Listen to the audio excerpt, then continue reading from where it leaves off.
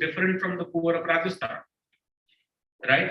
So a program which might succeed in one part of India, it may not fit in another part of India. Maybe 30% you can replicate, 60% you can replicate in some case-to-case basis. But rest of it has to be customized to fit into the requirement of that particular area. I'll talk about a couple of more things. One of that is a program which might the opportunity that India as a country presents us to innovate. And why innovate? Because unless and until you innovate, you will become obsolete. You take example of any tech giants. Apple started with Mac. Today they are manufacturing smartwatches, right? And whatnot, smart glasses. They are evolving. Every tech company is evolving with new products based on the requirement of the customers.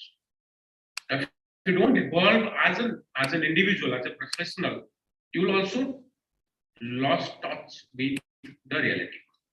As individuals, so Mr. Basu, I started learning ESG a couple of months back on an online course, just to understand what it is, because everybody is talking about ESG is going to be the largest thing, you need to learn. So I started learning. So you should never stop learning.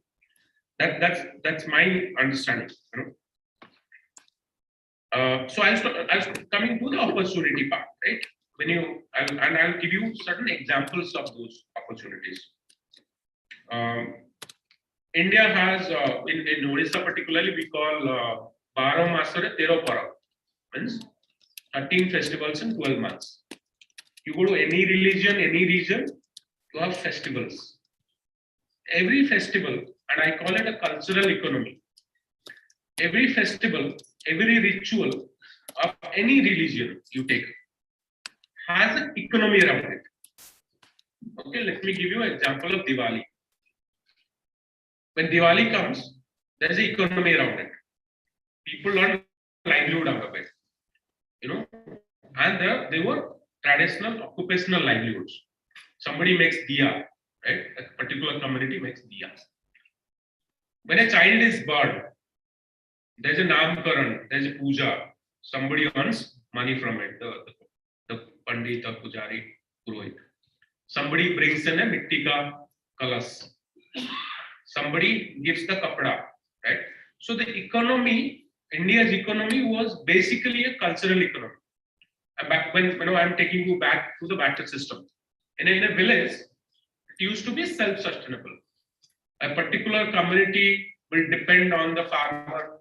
A farmer will depend on another community. So it was an interdependence, and culture, tradition used to create business for them. Today that has slowly gone to extinction. Whether you talk about Diwali, Holi, or even Ganesh Puja, or even Tiranga is sometimes now I'm told imported from other countries. Now, how do you create alternative life? Now in India, still a large chunk of people live under poverty line. Agriculture, as Mr. Basu was talking about, agriculture is becoming difficult, expensive, and less remunerative or for the farmers. So people are coming out of agriculture. I came from a farmer's family. None of my siblings are into farming today. So slowly, the farmer is moving out of farming. The barber is moving out of his job. The potter is moving out of his job. So we are all leaving our own traditional occupations. So what else do we need? I mean, we need to live. We need our livelihood, right? So there is an opportunity for us as rural managers to create innovative programs which can create livelihood for this people. I'll give you a few examples of my current job. As the CSR person, I look after a couple of things in Odisha, in multiple regions. So we work in mining area. So Odisha has a large mining belt. When the mining starts, it brings in revenue. It improves GDP of the state. Odisha's a very large chunk of Odisha's revenue comes from mining, metal and mining sector, particularly from mining. Now, what happens when when mines start? Of course, the positives are revenue and all. What happens to the local people? Who is to graze their cattle on that hill? Who is to go and fetch water from that stream? What happens to them? Ultimately, what happens? Some of them migrate to other areas. Some of them go and work as laborers in the mines.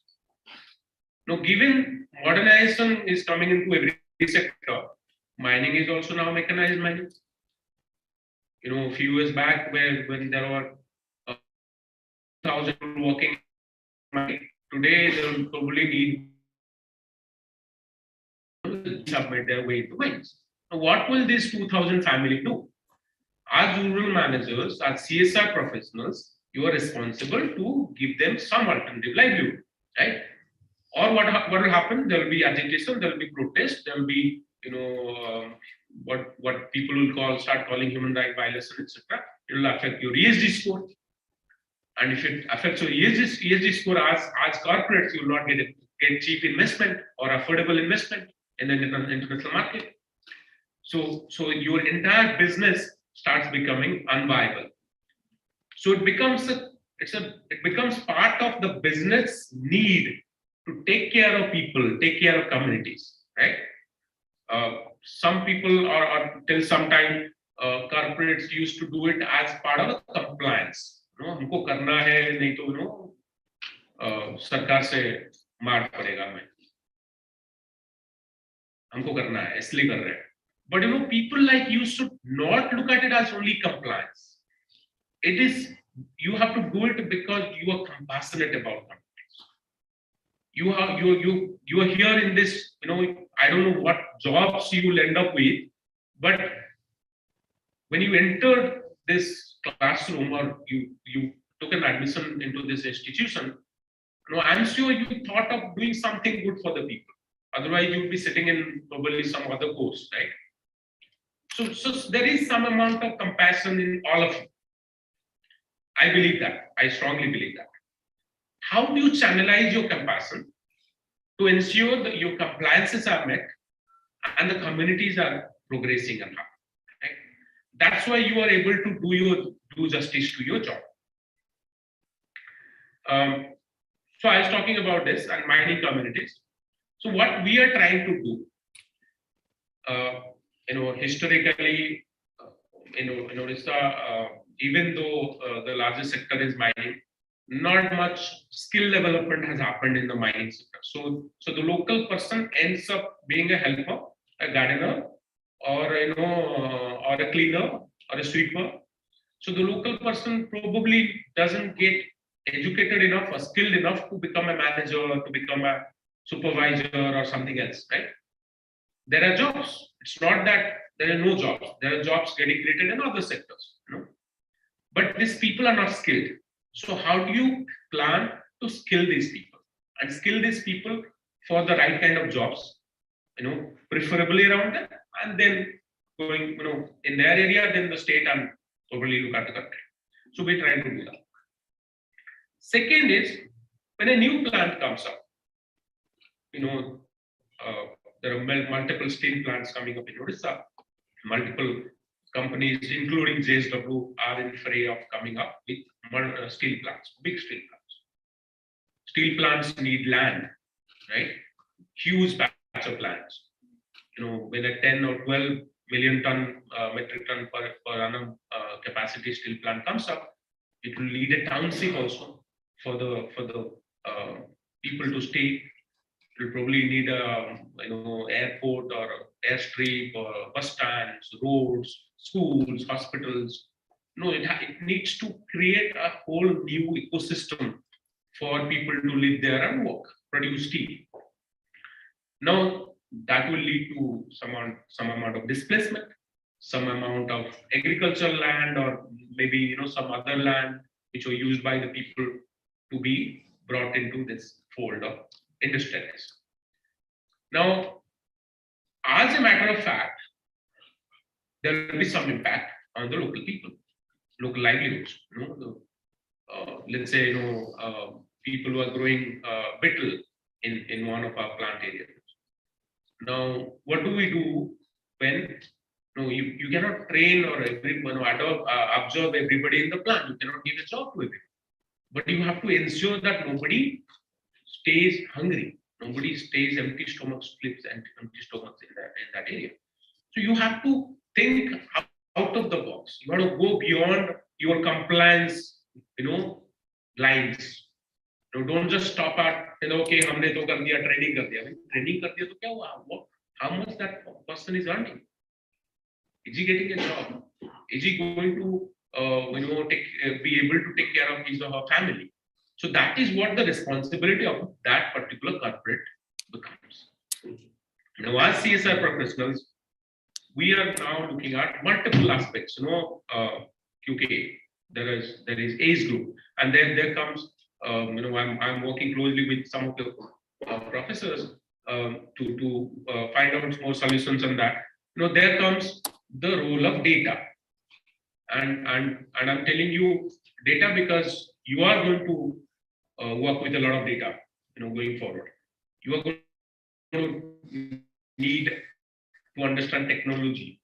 You're going to probably bring in AI into, I'm sure, now AI has already made into our lives.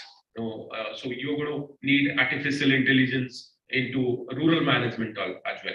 You will need big data to come and play some role, help you design what the program is. Now I'm trying to understand, if there is a group of 25,000 people who are getting affected by a steel plant in different ways, you cannot treat that 25,000, even if they are part of the same village, as one single group.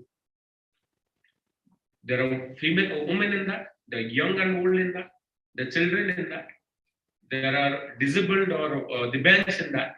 So how do you design a program for everyone? Okay, so that is something where data comes into picture. How do you understand, collect, analyze and understand data, and then use it to design the right kind of program and deliver it? So, and when you are creating a program, we are, as we speak, we're working on creating an alternative livelihood for the betel wine farmers.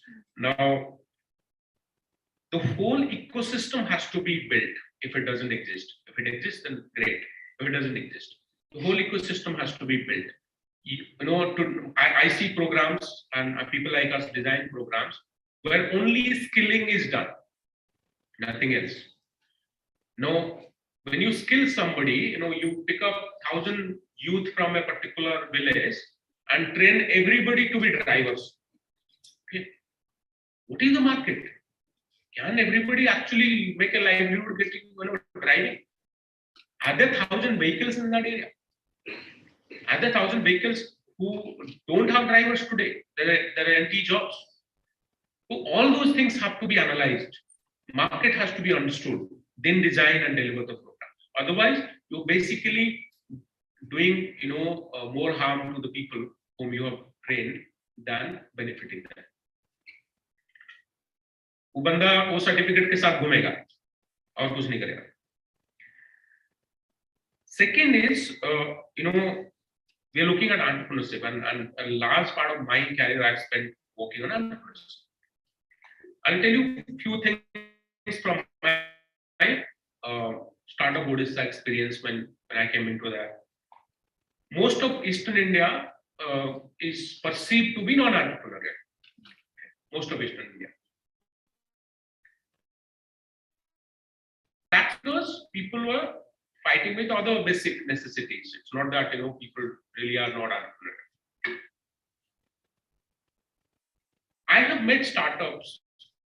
I've worked with startups. I'll give you 3-4 very quick examples to make you understand it. establishing a startup, being a founder of a company, you don't necessarily have to be a tech person. Absolutely not. There was a startup when I joined back in 2018.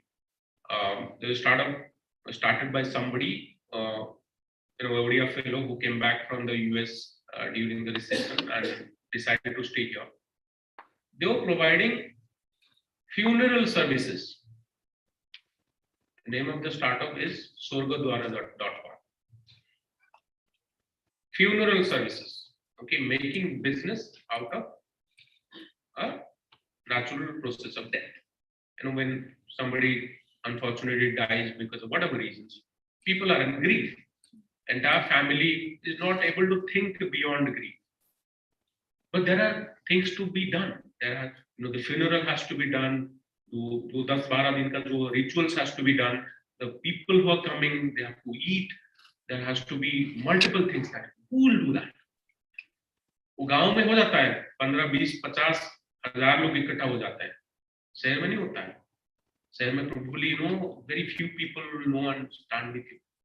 But you need those services. So this guy started sorgadwara.com. What an idea. Starting from preserving body for 3-4 days, let's say koi loved ones are there in the US or somewhere, they have to take a flight, 3-4 दिन लगेगा उनको पहुंचने में.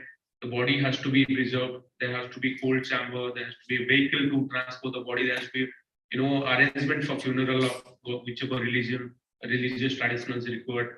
There has to be people who have to eat. 10th or 12th day rituals has to be done, and he's making money out of it.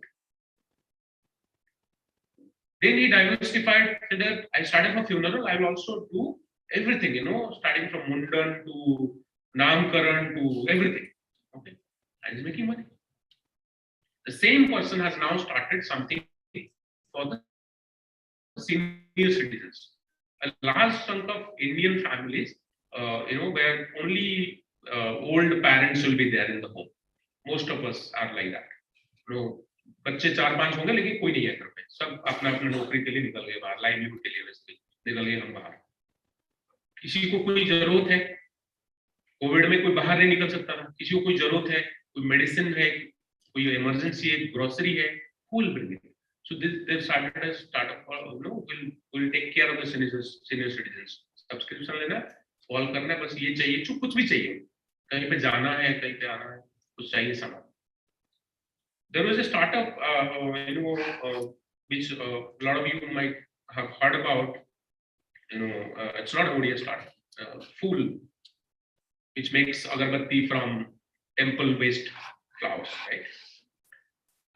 There's a startup in Odisha who makes specialty chemicals for the mining industry. Mining industry, what happens? Basically, nothing. Iron ore is nothing but mitti, full of iron.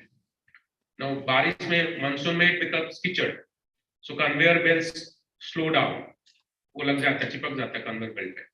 So the productivity goes down to 50%, 40%. So he came up with a chemical. You pour that chemical on the slugs or on the कीचड़ of iron ore, और 10 seconds में उसको solid बना देता है. And this startup has gone in the last 3 years only. He has gone from 0 to 50 crore turnover, employs 120 people. He bonus of cover. He worked with a local incubator to develop that chemical. There are startups, n number of startups in grocery, healthcare, and whatnot. Most of them are non-technical people. The founders are non-technical. What all of them have in common is they understand the problem that they're working on. If you understand the problem that you're working on in depth, then you are the right person to work on the solution.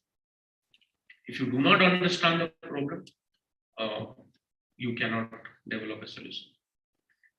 So all these guys or girls, many, there are twin sisters who made batteries, EV batteries out of paddy straw. They read in the newspaper that Punjab mein farmers are burning stubble and उसमें से कुछ बनाते हैं. Now recently they have raised multi-million dollar investment to, and there are inquiries from Mercedes to all these companies to buy their batteries, because ultimately these batteries are not made of lithium. They are made out of paddy straw, agricultural waste.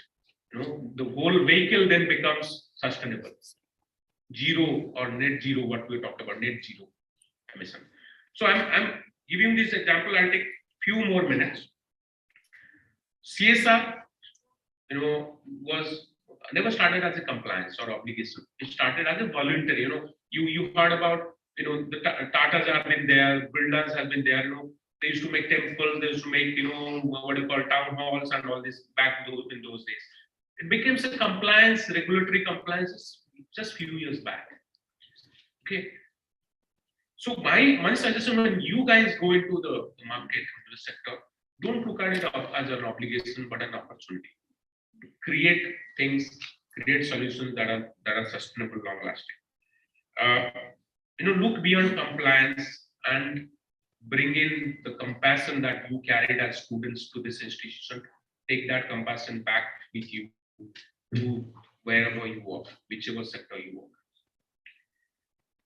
There are three things that I personally have followed on every project that I have designed from day one of my job career. And today it is presented in different languages, different terminology. And I learned it from my ex-boss, Dr. Hande. We used to talk about, because it was a social enterprise, it was looking at social goals, we have to reach out to this or deliver this. But every solution that or program you design has to be financially, socially, and environmentally sustainable. Environment has become even more important today.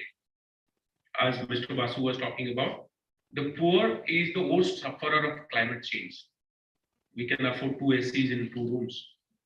We can afford to take a break and sit at home when the temperature outside goes to 45 degrees. The daily laborer cannot. He cannot take a break. He has to work under the sun at 45 degrees, with melting, tar on the road, making roads for us. Otherwise, his family will go hungry. So the poor suffers from climate change, which is the creation of the rich. So we as professionals are responsible to find solutions which are climate smart, which protects these people from climate change. When the cyclone hits Odisha, almost every year now, who suffers the most? People who do not have pakka houses. Who do not have pakka houses? The poor. Farmers who are paddy standing to be cultivated, submerged overnight. Coconut trees, we lost our home in 99%. We had a kacha home back then. We lost 56 coconut trees in 99%. There are thousands of people who go back into poverty after struggling to come out. They go back into poverty because of these natural disasters, mostly driven by climate change today. So we as professionals, when we're designing solutions, we have to look at environmental sustainability, because every ton of carbon matters. Every single ton of carbon matters. How many clothes we wear, how many shoes we change, how many kilometers we drive, all those matters. So as individuals and professionals, we are responsible. The last thing I'll talk about is when you go out of this institution, if you think you know everything with that degree in the hand, forgive me, probably you will know nothing about what people need. Go with an empty mind to learn from unexpected sources. How many companies have, how many MNCs, big companies, million, who used to make billions of dollars, have gone bankrupt? How many brands have gone out of market in your lifetime? Forget about in the last 50, 60 years.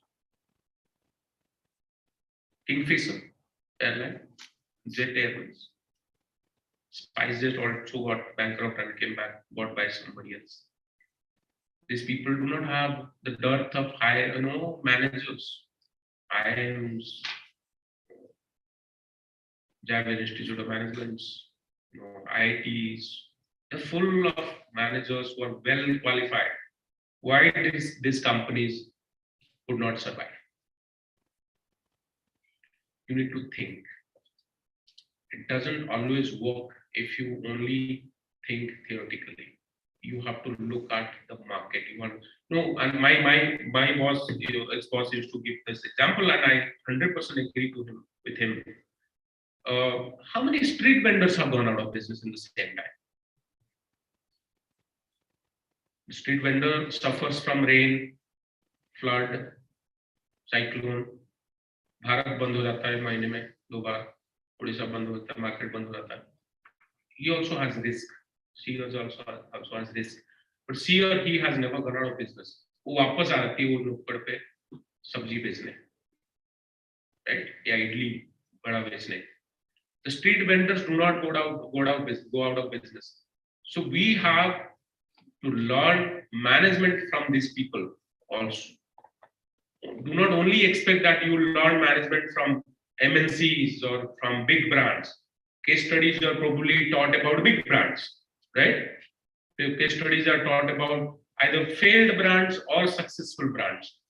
Learn from unexpected sources is my advice to you people. And then you will become successful rural managers or whatever you want to become in your life. Thank you so much. I will be happy to address any questions.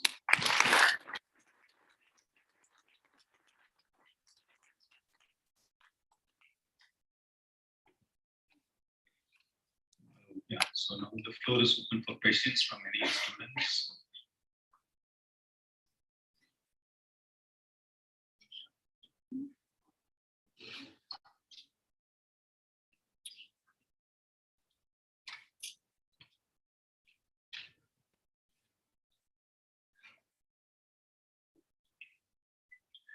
Yes, last rows.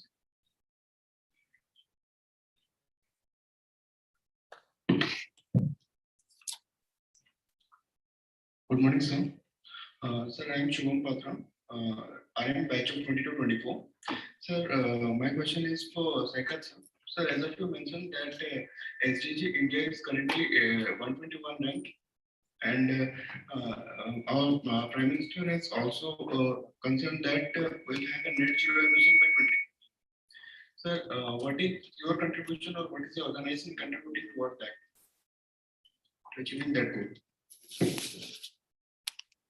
See, as an organization, not only our organization, if there is any organization you consider, there are two kind of things an organization can contribute. Number one is within the activities of the organization, like how we are traveling. What can we reduce the travels? Can we reduce the consumption of fossil fuel within our organization? I mean, when I am traveling, so can I reduce the fossil fuel consumption? So this is one. Can we reduce the travel? Just for information, in consulting, we have reduced our travel after this pandemic almost 34% by the use of the teleconferencing, or you can say the net-based communications. So this is one. Second is when you are in a product or process or service, so how you can contribute there. Like if I make this product, say this particular product is generally this glass is along with lead, right? So can I reduce the lead content of my product, or it is zero, rate zero? So there I need innovation, there I need funding, there I need process change. So that is another one. Similarly, as a service organization, we are contributing to the society by helping other companies to reduce their say carbon footprint. We work with companies to reduce their carbon. So that is through my service, and the organization which is making this, they will reduce it by their product footprint or something like that. So these are the two ways. One is within the organization activities, another is through their product or service. So these are the two ways that any organization follows, but it may be low or high or medium depending on the organization's value system. Thank you, sir.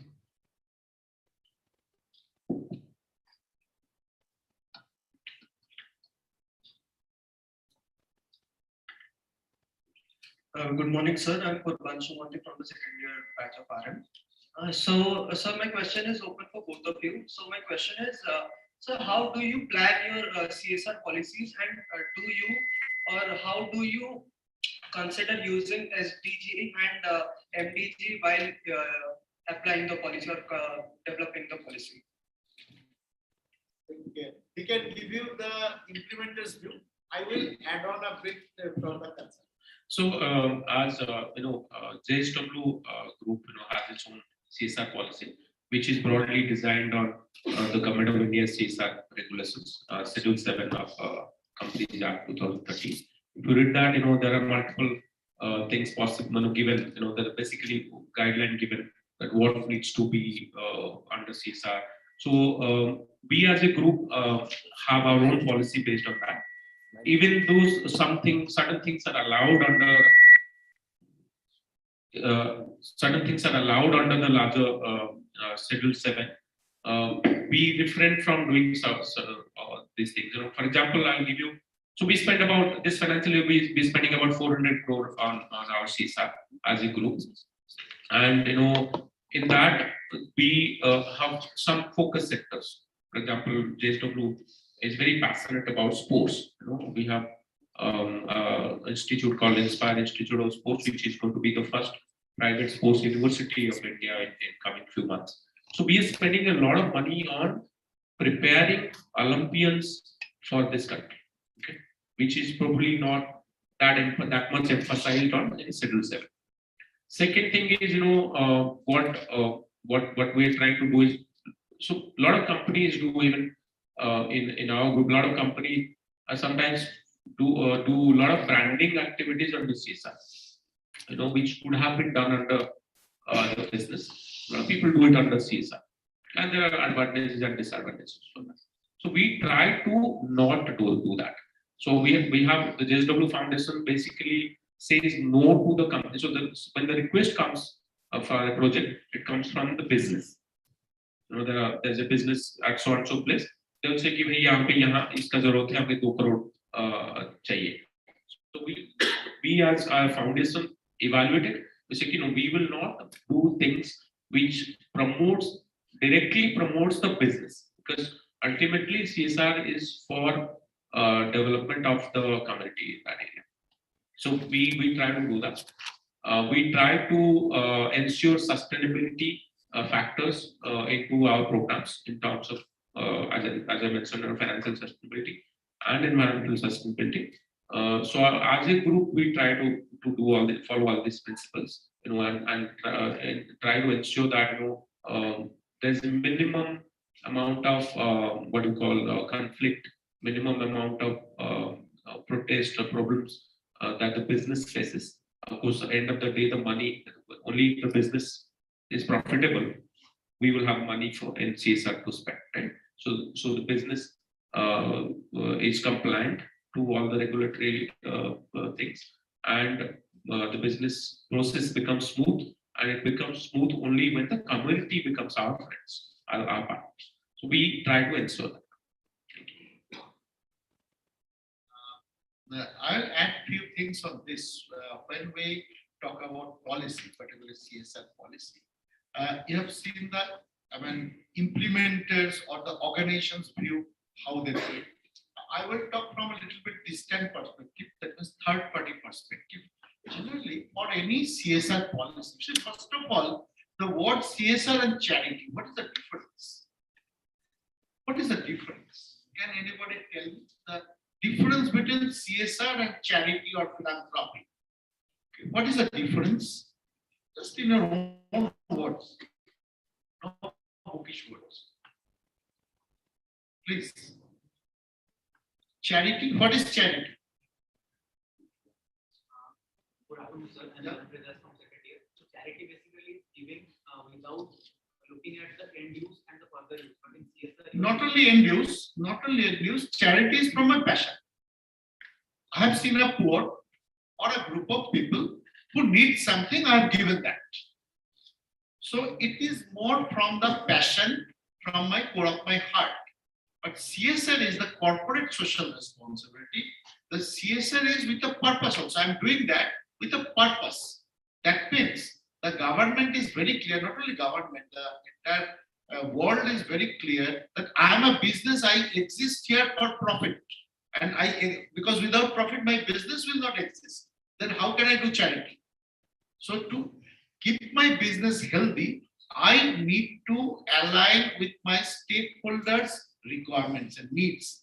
So 2% or X% of my profit, I will channelize to them as charity, but with a purpose that if they are good, if they are healthy, if they are prosperous, my business will prosper. So a JSW is not channelizing their 2%, whatever he said, 400 crores in Nigeria. So in Nigeria or Somalia, people cannot take their food. They don't get their food. But if they started channelizing that, it has got no relevance. So they are channelizing their 400 crore to the people who need it within their business perspective. That will help the business, and the government's target is now they are spending 400 crores. JSW will be able to spend 4,000 crores in say 10 years, and that 4,000 crore will go to the society. And government is giving some directions that instead of don't spend in Mumbai, spend in the most poverty infested area which is related to your business. So that's please be seated. That's the difference between CSR and philanthropy. So CSR is with a strategy and purpose. So now how do we make a policy? First of all, we take the management view. That is what they want to do with their money, additional money or the CSR fund. Number two, we take the requirement of the government as regulatory body. They have framed policy that what should be the constituent of the policy. So we take that. Third and most important, as I said in the definition of CSR, that it's all about moving around your stakeholders. So we do a stakeholder mapping and understand the important or core issues of the stakeholders. That is called, technically, that is called materiality assessment.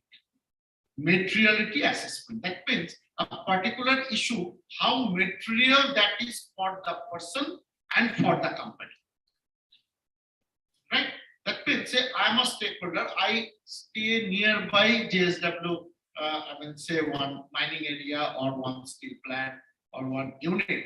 I have two needs. One is I don't have water, and second is I don't have a motorcycle. A luxury requirement, a basic requirement. Now, JSW will see that my need in these two needs, how relevant it for them. So water becomes very relevant, not only because it's relevant for me or the area, because for that there can be agitation in future, that people can go out from that area, then where from they will get their working people.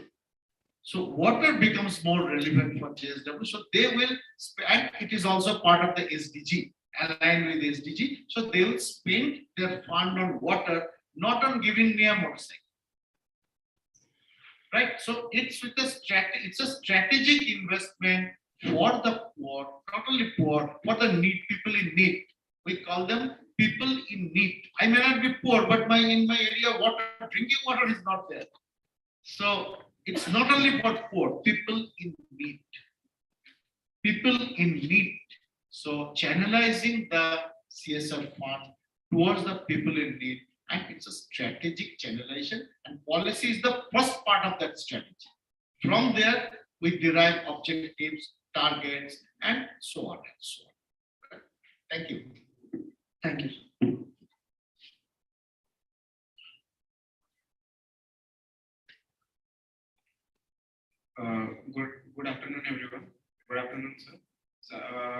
My name is Arimesh Biswal from the RM batch of 21-23. So my question is, so will expenditure incurred by a foreign holding company on CSR activities in India, will it qualify as CSR expenditure of its Indian subsidiaries also? I mean, the same amount of expenditure.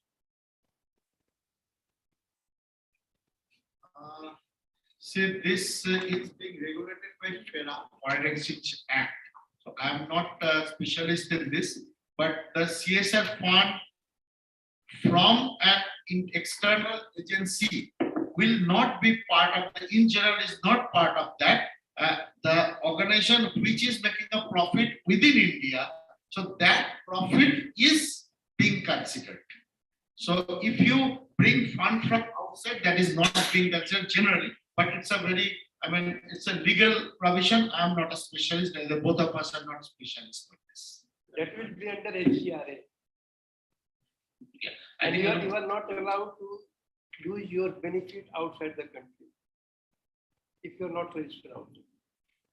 That is not allowed in CSR also or in HCRA. So for example, Amazon. Amazon US is a different entity. Amazon India is a different entity. So now CSR compliance will be of Amazon India, if they are making profits here. Okay. So doesn't matter whether Amazon US is making profit or losses. So it has to be the entity that is operating in India and making profit out of that. But for general, understanding, I'll tell you a couple of things. See, when the corporate operates, hello, yeah. Let's say, then please be seated. So let's say, there is a plant or a mines, So there are multiple interfaces that we as a company and organization have with the stakeholders. So, for example, with the same community, the CSR team will interact for something which is related to CSR. PR team will be dealing with them for something else. If it is political, if it is religious. Now, बहुत सारे जो आते हैं हमारे पास request की हमारे गांव में मंदिर बना दीजिए. Now I cannot make a temple or any religious activity on the CSR. It doesn't matter. The law doesn't allow it. Now that is something that will make the community happy, right? So and sometimes it is very very emotional for the people. कि हमने मंदिर बोला था नहीं बनाया आपने. So what happens is there is another department which takes care of that. The PR department which says okay हम मंदिर बना देंगे. If it falls under our compliance, we'll do it. Otherwise, there's other departments which will do it. There is something else. There is something called corporate environmental responsibility (CER). I'll give you an example. There's a greenfield project. जहाँ पे plant आना अभी शुरू हुआ नहीं है. Plant is not concerned. Business has not started making production or revenue or profit. Now CSR compliance will not be there. So if that entity is a singular entity, it's not part of, let's say, a group company. In our case, let's say, we basically consolidate our entire group's profit. कुछ companies group में loss में चलती है, कुछ company profit में चलती है. तो सारे पैसा जो है 400 करोड़ जो डिवाइड हो जाता है. किसी का लॉस भी है, compliance है नहीं CSR का, फिर भी वहां पे we spend some amount of money from CSR. But let's say we are a single company and we have not started generating revenue or profit. But still, that we have certain obligations. So when the environment clearance comes, it comes with certain conditions that you have to do A, B, C, D in this area. Okay, so that is given as a written commitment by the company when applying for environment clearance of a particular project, and there is a defined amount of budget and timeline to achieve those goals under CER. Often what happens, the CSR team ends up implementing those programs, executing those programs. So there becomes a thin line.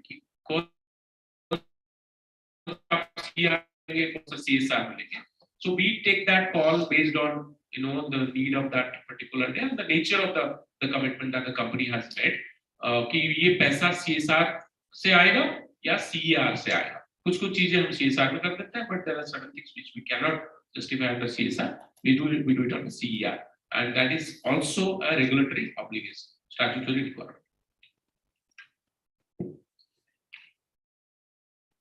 To get a chance to. Good morning, sir. I'm Ramesh Tripathi from the batch of 21 to 23. So yesterday I was reading a newspaper article where it that India is on its peak of unemployment. My question would be, how do you see the placement links program of government like DDSVK to address this unemployment? Also, sir, we find that the government is more focusing towards entrepreneurship development now. So, how far it is going to be a successful implication of the government to eradicate unemployment in India?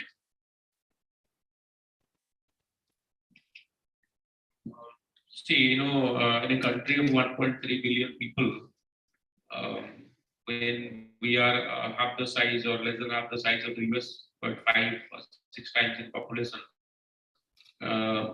we have many challenges, and employment is probably one of the biggest challenges that the country is facing.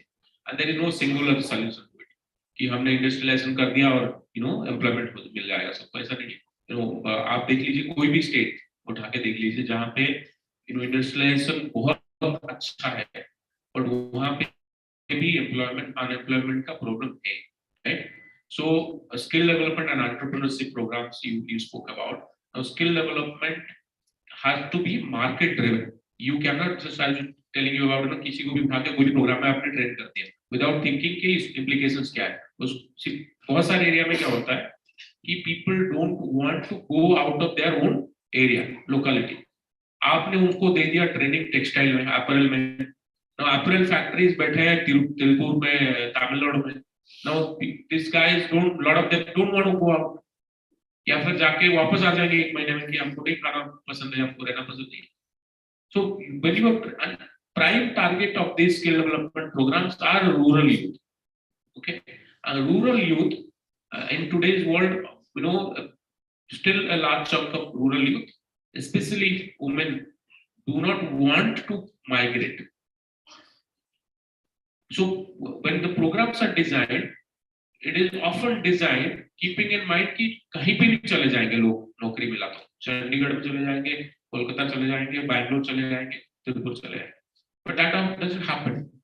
So even placement link वो अलग बात है, वो again compliance में आ जाते हैं। placement link जिसने training दिया उसको पैसे नहीं मिलेगा तो जाके कहीं पे रखा देगा, उनको नौकरी में डाल देगा 3 महीने बाद में छोड़ के आ जाओ, 3 महीने तो मत छोड़ो, मेरा पैसा नहीं मिलेगा। That's how it happens. But more than that, it has to be a designed program based on the preference of those candidates. मुझको क्या सीखना है, मुझे कहाँ नौकरी करनी, मैं स्टेट में रहना चाहता हूँ, स्टेट के बाहर जाने के लिए ओपन क्या है। सेकंड आपने बोला entrepreneurship. Now entrepreneurship is something when you're teaching entrepreneurship, and I've been in that position. It's the most difficult thing to achieve. So when you are propagating entrepreneurship, the first question that you want to ask yourself, मैं खुद entrepreneur क्यों नहीं बना, दूसरे को बनाने के लिए क्यों बोल रहा हूँ? पैसा उसका लग गया, मेहनत उसका लग गया, बिजनेस उसको करना है, नफा नुकसान उसका है, and how am I going to motivate somebody to set up a business, right? So there comes the ecosystem of entrepreneurship. If the ecosystem doesn't exist, and ecosystem has multiple things, ecosystem has access to finance, ecosystem has access to raw material, ecosystem has access to market of the end product, right? All those things, and it depends on if you go from the micro entrepreneurs towards the medium and small and then to large, you will need a VC funding. VCs are in this country pocketed in few areas. In Delhi, NCR, Mumbai, Bangalore के अलावा VCs नहीं आते हैं बहुत सारे tier 2 cities states में, so it becomes even more difficult to take entrepreneurship seriously. But having said that, both the central government and multiple state governments have been doing a great job in the last few years to take up the startup movement in particular in India, and you see as a result, India has produced 100 plus unicorns over the last 2-3 years. But having said that, entrepreneurship has to be there because हो सकता है आप job creators job seekers तो हमने बना दिया हमारे education system ने, लेकिन जॉब क्रिएटर्स नहीं बनाएंगे तो इनको जॉब नहीं मिलेगी. So we have to parallelly now look at creating job creators.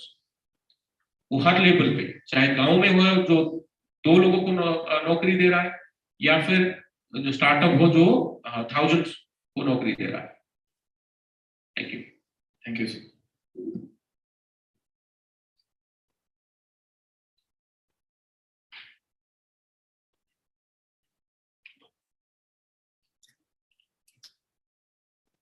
Good afternoon, panel members. My name is Abhivyakti' and I am from the first year MBA batch. So my question is, we already have 17 SDGs that are paramount enough to address the 3 pillars, that is country, business and individual. What more can be done to improve the cooperation between all the different actors so as to benefit our communities? See, SDGs are the fundamental goals. That's why it's called SDGs, Sustainable Development Goals, right? In the goals say water is one of them, right? So now water, there is sustainable development objectives there, okay? And that has got enormous prospect. I mean, anything and everything you can think under water. Water is the ultimate goal. So your project, that can be CSR project, that can be an entrepreneurial project, that can take any problem. It is problem oriented, not SDG oriented. Then you link it with SDG. In my village, there is a problem of clean water. In his village, there is a problem of availability of water. So the solutions are completely different. For my village, it is water treatment. And as much as natural it is possible. For his village, it is availability of water. So seeking water from other surface areas or the groundwater, finding out the aquifer. So the solutions are completely different. The modes are complete. Then you align it to SDG. So SDGs are your, you can say, final destination. That means the problem areas of all these things can be classified into 70. That's what they said. But it's not that every problem will have one single, even one problem can may address multiple SDGs. That's a kind of framework. We call it framework, that within that framework, but major function of any development project is to address the problem. That's what Mr. Biswal also said, to address the problem. And this problem generally, as he said rightly, that it starts with the need assessment, baseline assessment, and then the intervention plan. So then once you do a baseline assessment and need assessment, and then you identify, okay, these are the problem areas, and this can go to SDG 5. This is related to SDG 7, right? And then you develop interventions which can have multiple. So don't think that SDG is my ultimate goal. SDG, you need to link it to SDG so that it remains contextual.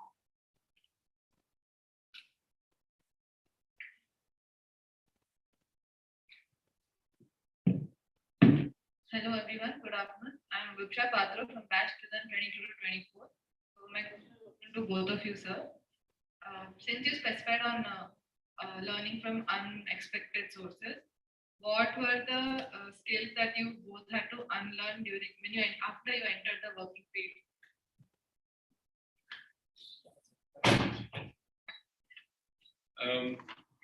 To be honest, what you learn from books now are already 5 books are purana. If not 50. Our time with even older. So you need to learn from the environment. तो ठीक है ना, exams के लिए percentage के लिए ये सब किताबें पढ़ना पड़ेगा, कंपल्सन है. तो but it's already old. So 2-3 example देता हूँ मेरे पर्सनल से। माइक्रो फाइनेंस, सर जिक्र किया था इस बात का, तो मैं उस पर ये देता हूँ। So I did my management from EDI Ahmedabad. मेरे बैच में लगभग 40 स्टूडेंट्स थे and micro finance was a very hot topic back then. Placements भी बहुत जबरदस्त माइक्रो फाइनेंस में आते थे, पैकेजेस भी अच्छे उसी में मिलते थे। I was the only one standing against microfinance as a solution to poverty alleviation. तो क्यों? Because उसका आंसर ऑलरेडी माइक्रोफाइनेंस सेक्टर खुद दे चुका। Now, if I went by what was taught in the classroom or the books, I would have also joined my batchmates to support the microfinance की savior है। But you have to look at what is happening around you. Where the market is leading, what is the requirement, and also link that with your personal experience. See, you're not born here, right? You just come here to study 2 years. इसलिए जो life आपने अभी तक जिया है, you have a lot of experience. From that point of view, you may be fresh for a job, but you are not fresh in life, and you are not fresh in learnings. So you already have a life learning so far as a child, as a student, right? Combine and put them together, and you will be able to see what is going to happen or what is probably going to happen. और 3-4 scenarios आ जाएंगे कि हो सकता है market इस तरफ जा रहा है। ESG जो एग्जांपल हम दे रहे हैं अभी, ESG इसलिए आया है, ESG अभी right now it's very new, it's very fresh, only शुरुआत है इस सेक्टर का, but ESG is going to be the biggest, so as students you are probably going to needed to learn ESG, in whatever jobs you join, it's going to be part of, जैसे CSR आया नया 5-10 साल पहले, ESG आ रहा है। So मैंने personally I traveled a lot. For about first 10 years of my career, I probably spent more than 60% of my time with people on the ground, and mostly in rural areas. Okay, and I had a habit of interacting with people, whether I know the language or not. Okay, to learn because and sometimes the solution that has been tried and tested in another sector can be picked up, replicated in another sector, जो शायद हम लोग सोचते नहीं। Okay, उसका एक बढ़िया example आपको देता हूँ। Aadhaar started as a unique ID number कि भाई सबके पास एक आइडेंटिफिकेशन होना चाहिए। आज के दिन पे आधार इज अ सॉल्यूशन, राइट? तो किसी ने सोचा कि भाई आधार हमारे पास है तो ये डायरेक्ट बैंक ट्रांसफर भी हो सकता है। अभी किसी ने सोचा कि भाई आधार हमारे पास है तो हमारे जो इलेक्ट्रल रोल है उसमें बहुत सारे डुप्लीकेशन है, तो उसको क्यों ना लिंक कर दे, तो वो क्लीन हो जाएगा, कालाबाजारी कम हो जाएगा। गैस एलपीजी सिलेंडर हम बुक करते हैं तो उसका कालाबाजारी कम हो जाएगा, right? So sometimes you have to think as end user, अगर मैं होता वहां पे, if I was that bus driver, what would I have thought? If I was that street vendor, what would I be doing?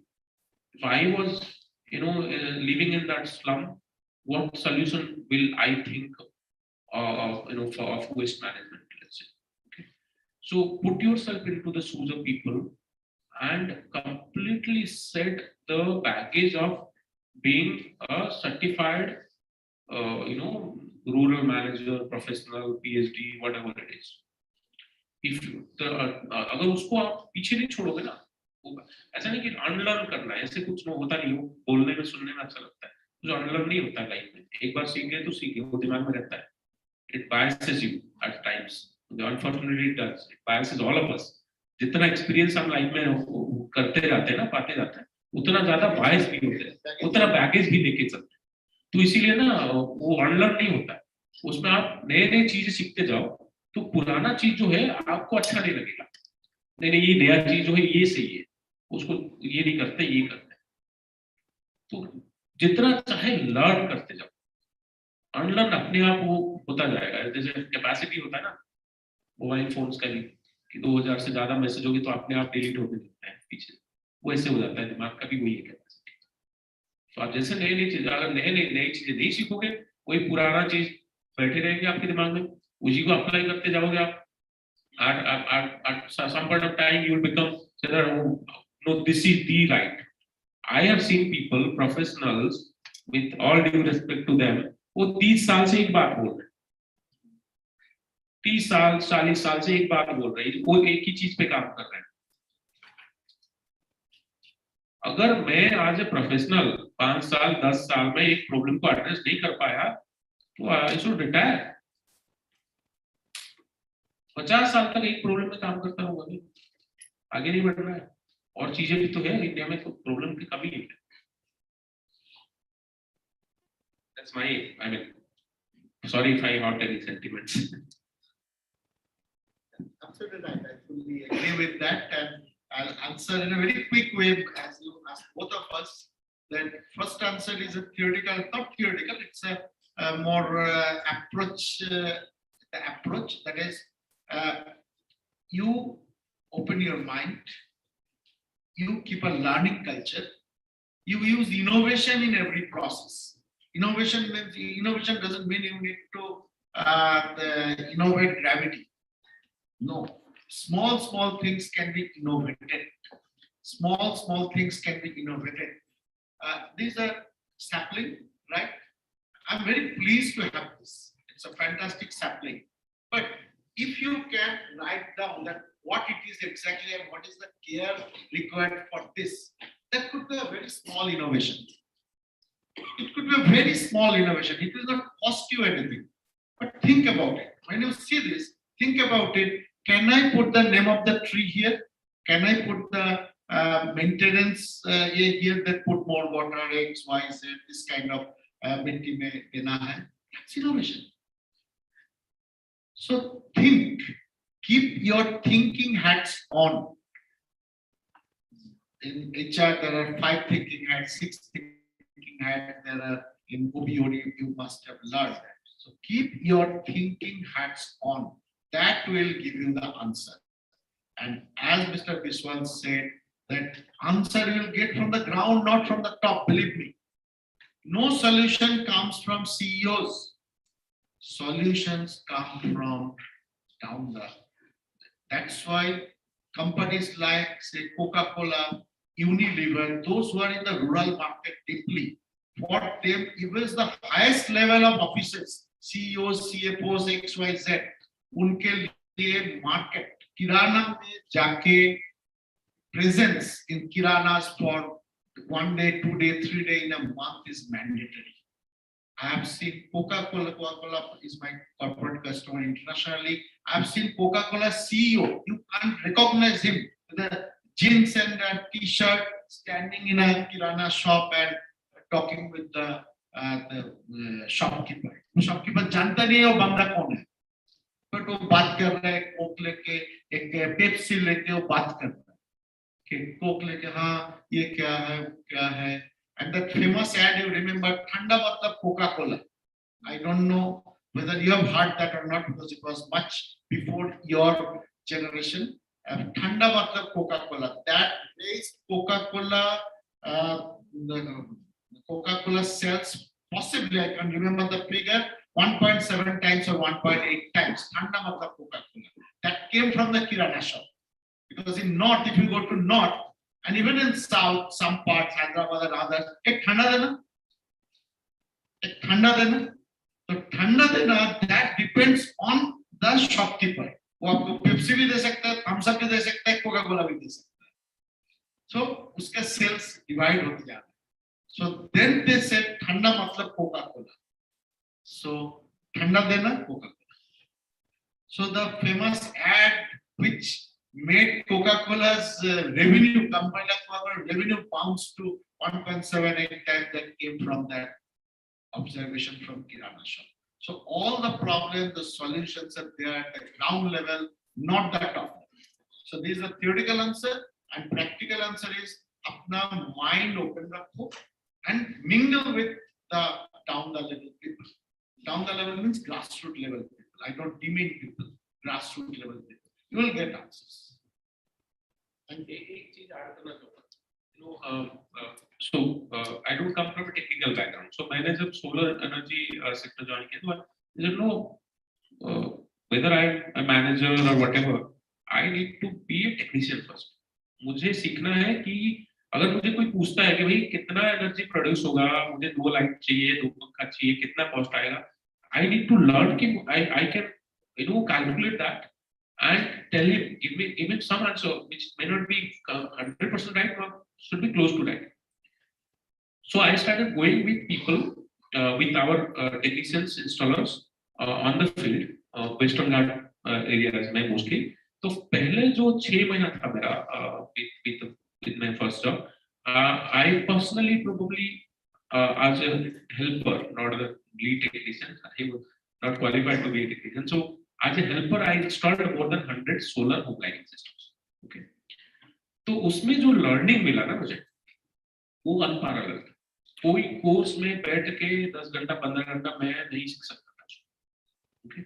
And the perspective that I generated from that, जो 100 घर के साथ 100 families में आप जाओगे, जो culture, जो tradition, economy, उनका crop pattern, आपको सब दिमाग में print हो जाए कि इस एरिया के इकोनॉमी किस पे डिपेंड करता है. बेटल नट एक बहुत बड़ा क्रॉप होता है, वहां पे करोड़पति फार्मर्स होते हैं. आप जाएंगे अगर मैंगलोर से लेके एकदम केरला बेल्ट तक बेटल नट का फार्मिंग होता है. And you need, as I'm just taking few more minutes of your time. We were selling solar, which was an expensive product. Home lighting system अभी थोड़ा सोलर कम हुआ है. उस टाइम पे solar per watt of panel used to cost 600 rupees. आज वो 30 रुपए में आ गया, 25 रुपए. Now we selling to home somebody who is living in the forest or rural area, remote area, जिसके पास बहुत ज्यादा पैसा नहीं है या पैसा है वो लेकिन पर्टिकुलर टाइम पे पैसा आता है. जैसे फार्मर, वो हार्वेस्ट के टाइम पे पैसा आता है, बाकी साल भर आप ईएमआई नहीं डिजाइन कर सकते. ईएमआई वो जो है सैलरीड लोगों के लिए, जिनके खाते में महीने के एंड में या महीने के बिगनिंग में पैसा आता है, उनके लिए ईएमआई है. बट आपने ईएमआई डिजाइन कर दिया किसी के लिए जिसको साल में 2 बार इनकम आता है, तो एनपी हो जाएगा ना. You will not be able to pay. He is able to afford it. वो साल का 20,000 रुपए दे सकता है, महीने में 1,500 नहीं दे सकता. So you are a manager need to think कि भाई मुझे ये मंथली नहीं चलेगा, वो एम निकाल दो इसमें से. आपको कैसे पता चलेगा? जब आपको समझ में आएगा इसका पैटर्न, इनकम पैटर्न क्या है. तो हमने जो डिजाइन किया वहां पे कर्नाटक का ग्रामीण विकास बैंक केवीजीबी के साथ मिलकर we started the first solar financing in India. Banks normally डरते हैं नया कुछ लोन देने में, एनपी हो जाएगा, पैसा नहीं आएगा. वही हुआ पहले कुछ महीनों में, पैसा आया ही नहीं, लेकिन इनकम नहीं, पैसा कहाँ आएगा. तो देन वी अंडरस्टूड कि भाई ये जो ईस्टर्न घाट रीजन में ये 6 महीने में पैसा आता है. तो we convince the bank to design a repayment which is 6 monthly, once in 6 months, and it worked. Same thing we did in a slum of Bangalore. 4,000 households, no electricity. सारे के सारे एप्पल इंडस्ट्री के workers, jockey, Amul भरे पड़े. पैसा मिलता है Saturday evening. Month and में नहीं मिलेगा पैसा, 3 महीने के एंड में नहीं मिलेगा, साल के एंड में नहीं मिलेगा. So what we work with syndicate bank to design a weekly repayment. तब नया आया था बैंकिंग कॉरेस्पोंडेंट मॉडल, जो एक मशीन में पकड़ के बैठता था, वो 2,000 रुपए तक आप ट्रांजैक्शन कर सकते हैं. तो we use that, okay, in this context कि एंड ऑफ द वीक, मतलब सैटरडे इवनिंग को ही कलेक्शन होना है, संडे मॉर्निंग नहीं मिलेगा. वो सैटरडे इवनिंग को पैसा आएगा, चला जाएगा, दूध वाले का, इसका उसका सब पैसा निकल। How do you do that?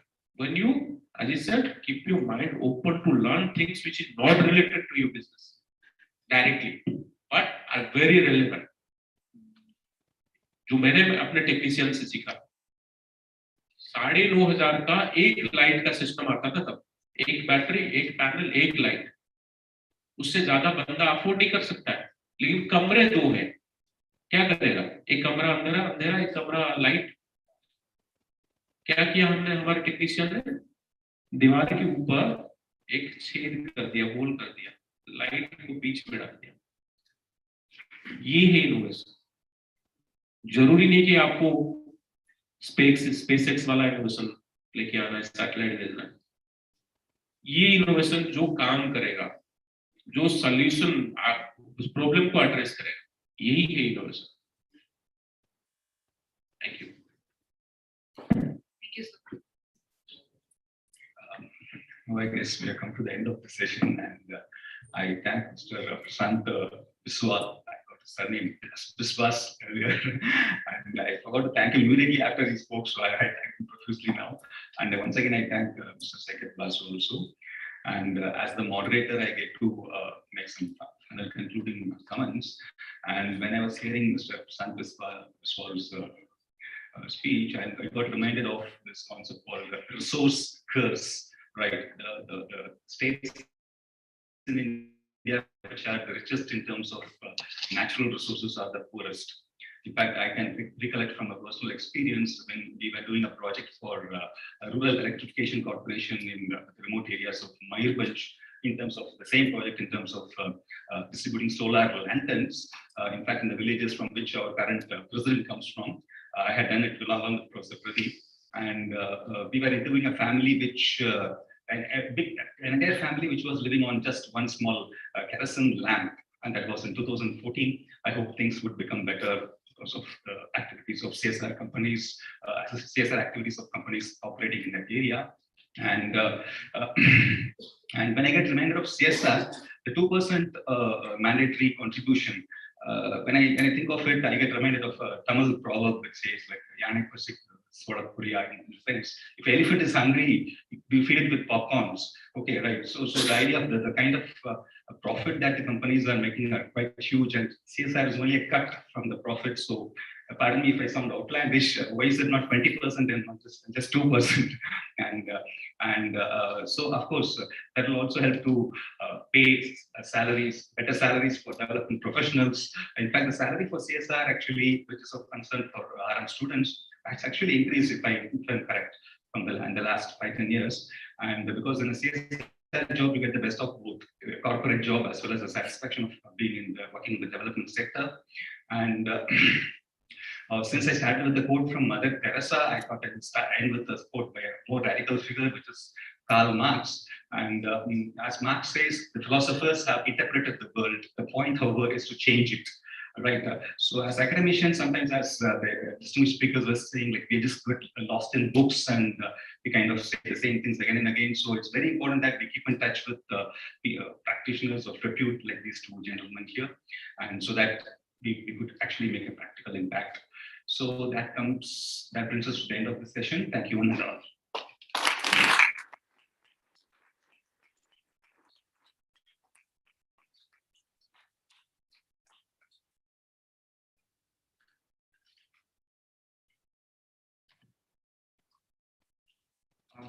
Now, we would like to thank Mr. Sekat Basu sir and Mr. Prasanta Biswal sir for their valuable experiences. Also, we are deeply indebted to our Professor T. Kumar sir for commencing this session. Thank you, sir.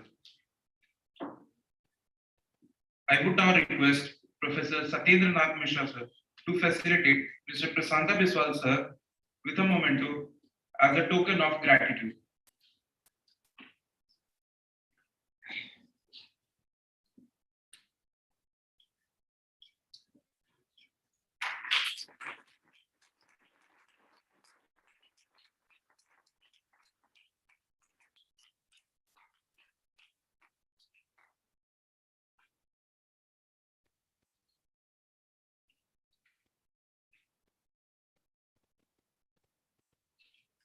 I would now request Professor Satyendra Nath sir to felicitate Mr. Saikat Basu sir with a memento, a token of gratitude for his presence.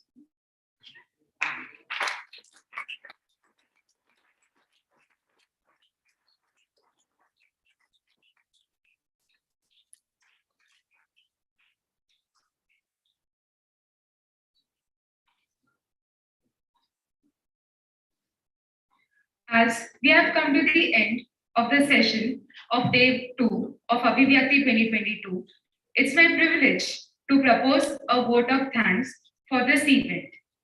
I, Noinika Ghosh, on behalf of the entire XIM fraternity, extend a hearty vote of thanks to our esteemed panel members who took out their precious time to bless us with their presence and share their practical experiences with us that are surely going to help the students of XIM University to mark their presence globally. I would also like to express my gratitude to our Dean, Professor Neeraj Kumar, sir, and all the faculty members for motivating us and facilitating this session. I would also like to thank all the students and all our organizers for their cooperation and hospitality throughout the event.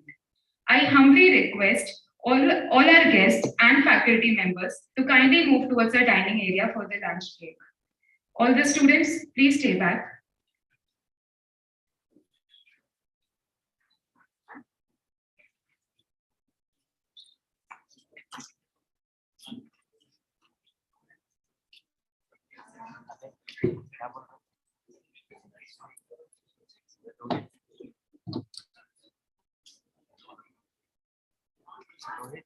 क्या बोल रहा है अभी video है क्या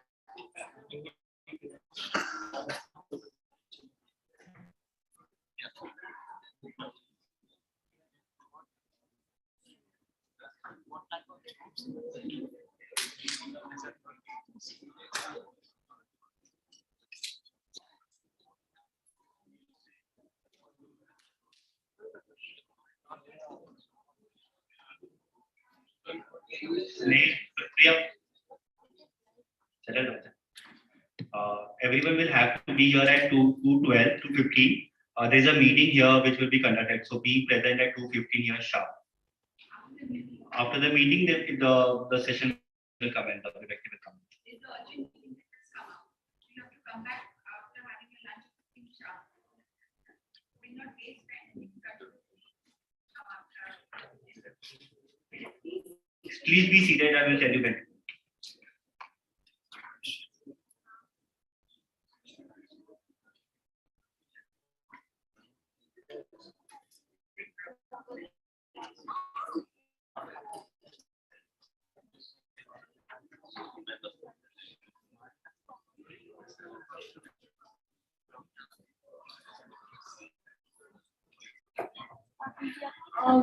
I request everybody to please leave the venue silently. The guests will be having their lunch.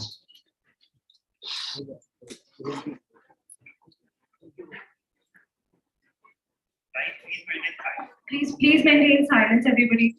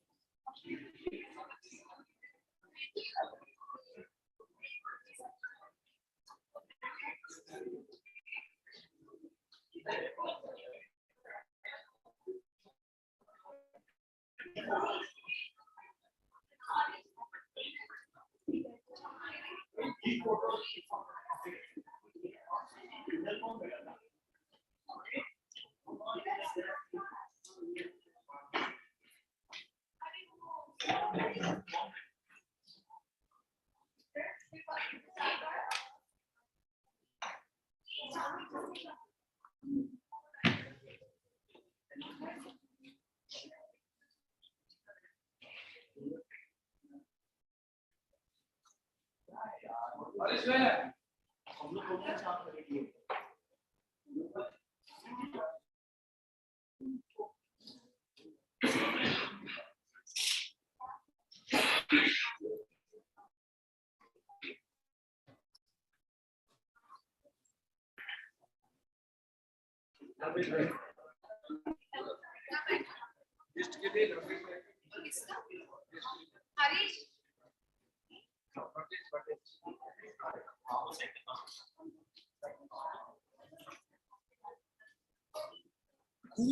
Meet Harshita?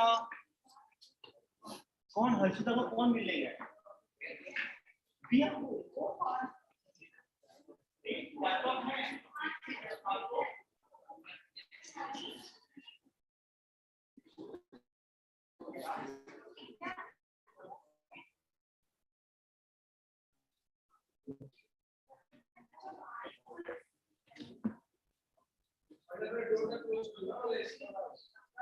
Everyone will have lunch. ऐसा कोई भी इंसान नहीं है lunch रखेगी ना, ठीक है?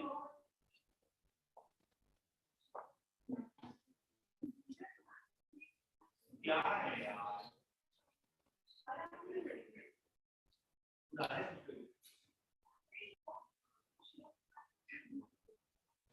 मैं तो तुम पे डाल रहा हूँ।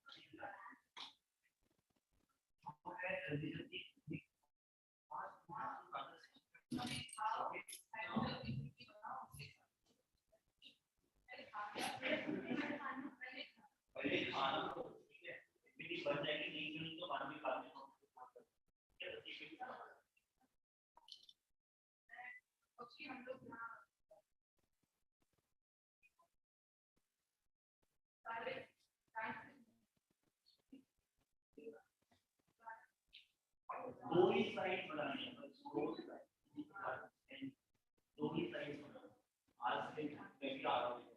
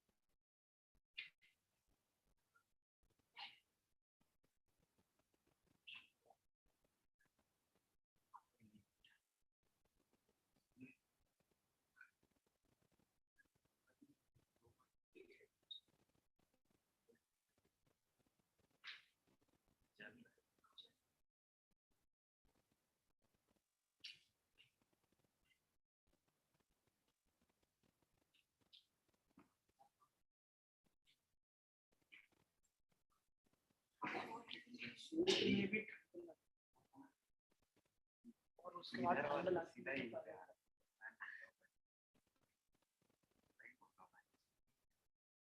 I removed the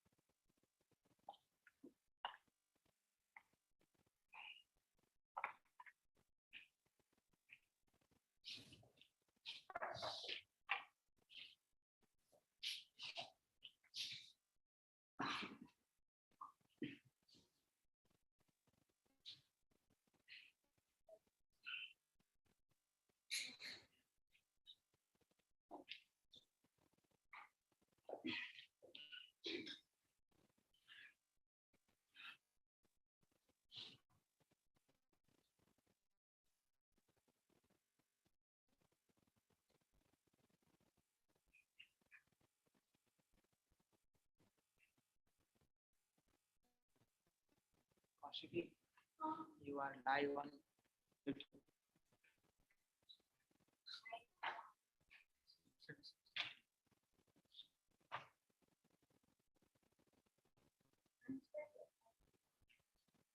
सबसे पहले आया था आया देखा कोई नहीं है फिर मैं ऊपर जा रहा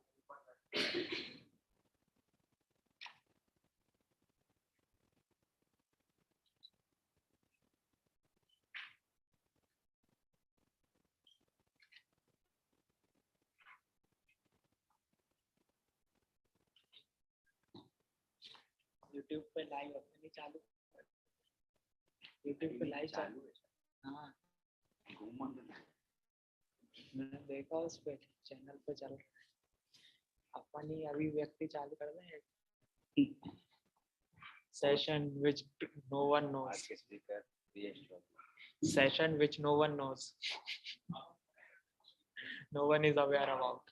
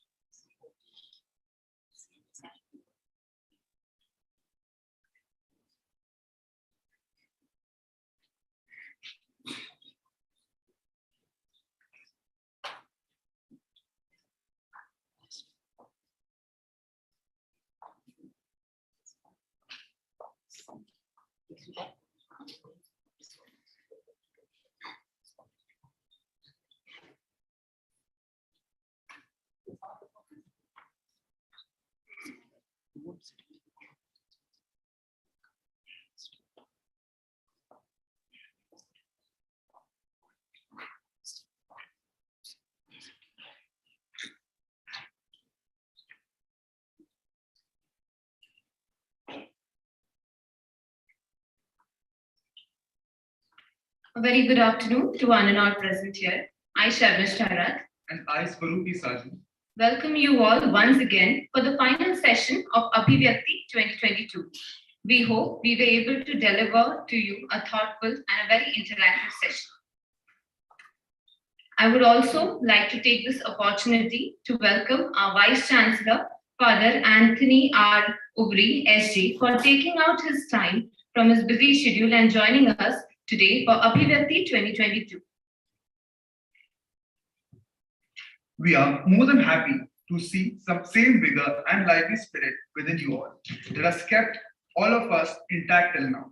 So on that note, we would like to welcome everyone to this prestigious event of Abhivyakti 2022, the biggest rural management business conclave hosted by the Rural Managers Association of XIM University in association with RM Career Advisory Services. This business conclave aims to enhance the interaction of young rural managers with the industry experts.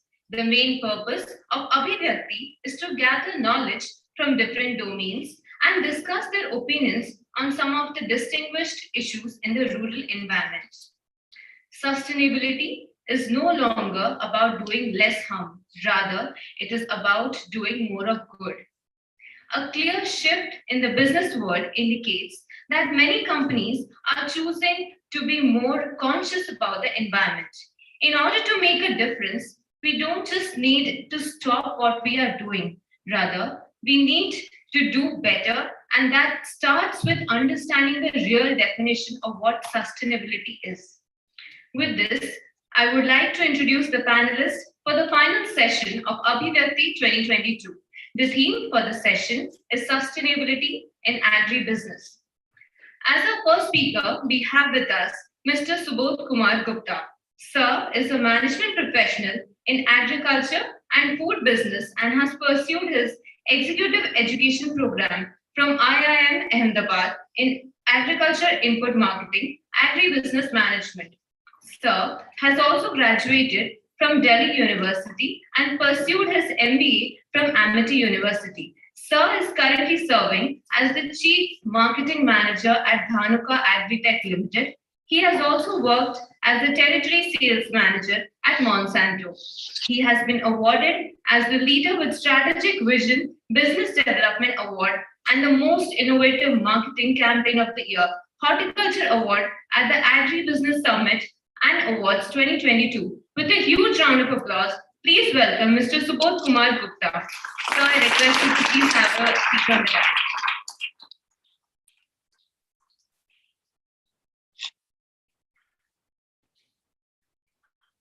Now, as a token of gratitude, we would like to present a sapling to Mr. Subodh Kumar Gupta, sir.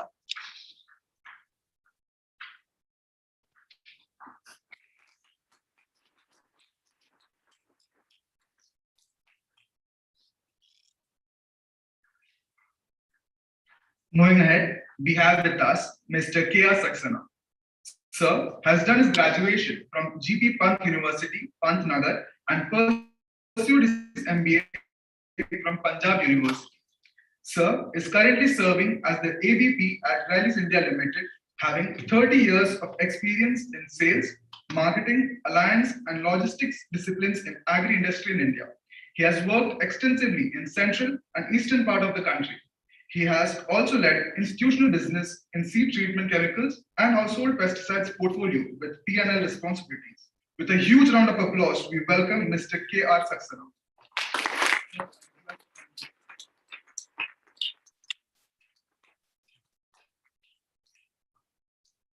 Now, as a token of gratitude, we would like to present a sapling to Mr. K.R. Saxena.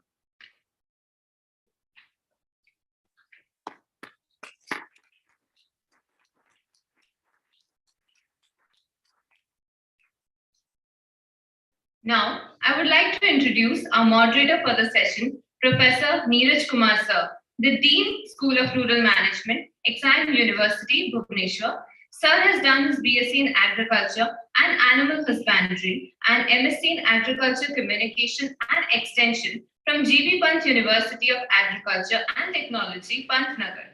He was also the professor at Indian Institute of Forest Management. He has been associated with XIM University for the past 18 years.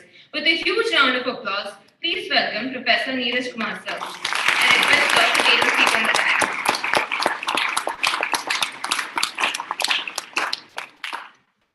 Now, as a token of gratitude, we would like to present a sapling to Professor Neeraj Kumar Sir.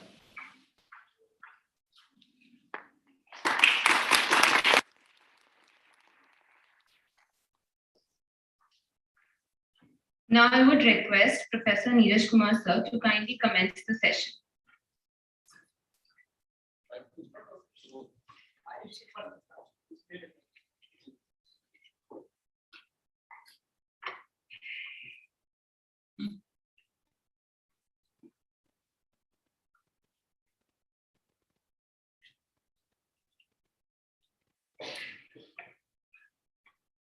Good afternoon. It's my privilege to moderate the session on a very important subject called agribusiness. Respected fathers, my faculty colleagues, and dear student. The agribusiness sector is one of the sectors which have been termed as a sunrise sector. This is the one sector which has proven that it cannot be infected, cannot be affected, with even if the disasters called COVID. The things will improve for the agribusiness, and agribusiness will continue to serve the community. This is the one sector which has probably least effect of what is happening in the industry, in the rest of the industry and other sectors. This is the subject which provides the base of any development. This is the subject and this is the sector which provides for the growth of any business sector. So if you don't have the proper agriculture sector, no other business can flourish in India. So considering its importance, it's a good that our team has put in a special section on this agribusiness and sustainability. And to do that, we have two of the eminent speakers. Rallis India is a known as far as that agri-chemicals is concerned and the sectors over there. I will not speak anything because I'm feared of talking anything in front of my Pantnagar senior, front and thumb. So this is the point that happens over there. And but he will be explaining you and tell you this. Rallis is one of the sectors which has taken leadership, not only for the today, for the years to come.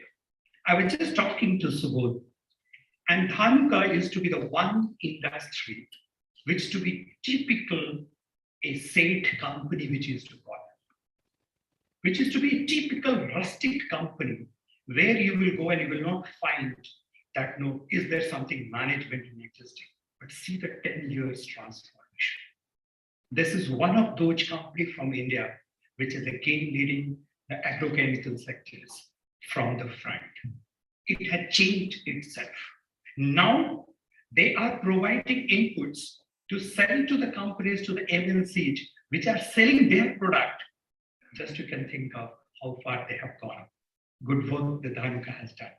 Without taking time, I will just start with Subhoji first. Then we will start Saxena sir. So the time is something like 30 minutes, we can do that. And then after we will open the floor for the question answer series. Friends, you can hold on your questions till the end. Both the presentations are over, and then after we will take the questions. So over to you.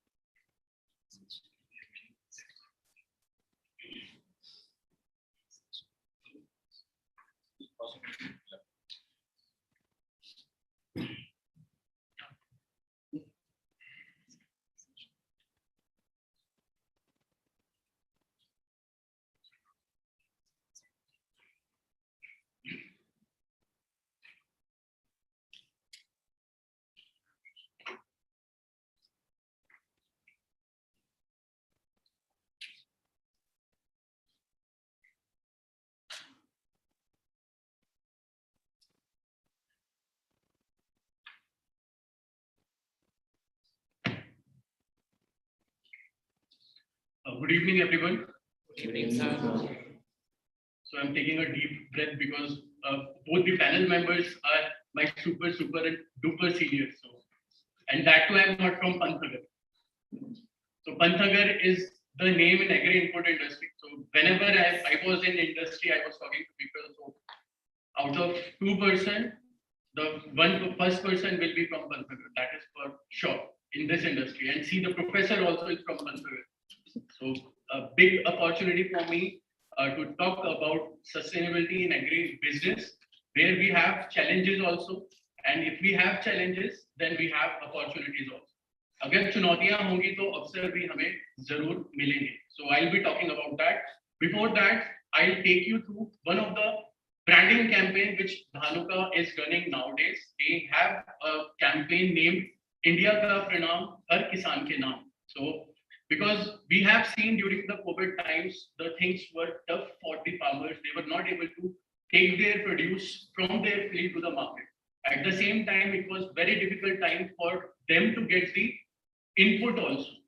So, but because of that tough time and overall conditions which our farmer have to go through, at the same time, as an individual, everybody of you might have seen so many of losses everywhere. So to salute that, Dhanuka is saluting all the farmers for their contribution in nation building. Agriculture was the only sector which was dominating during the COVID time. So I'll take you through one of the video.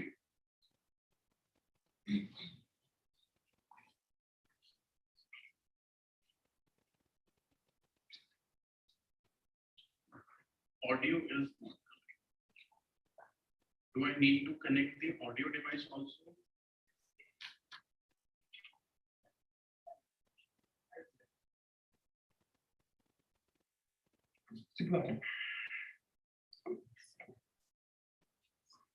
Because ये video में पूरे session का tone set करेगा, so that's why I want this video everybody should watch.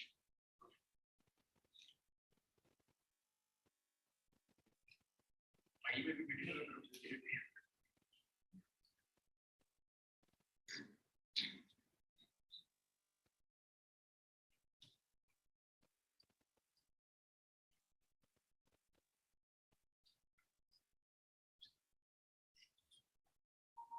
पूछिए किसी भी किसान से, छोटा हो या बड़ा, कितना बेशकीमती होता है उसके लिए जमीन का एक टुकड़ा.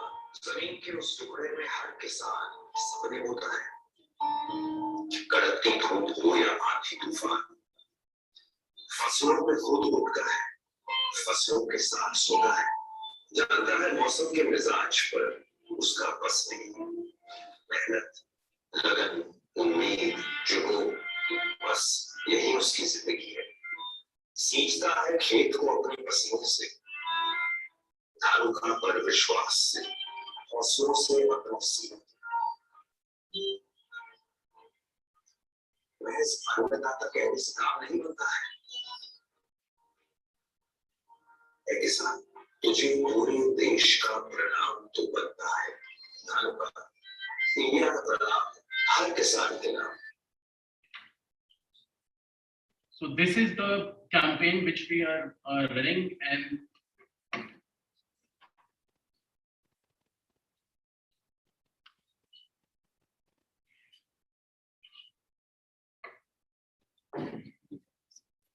sorry, can you this is not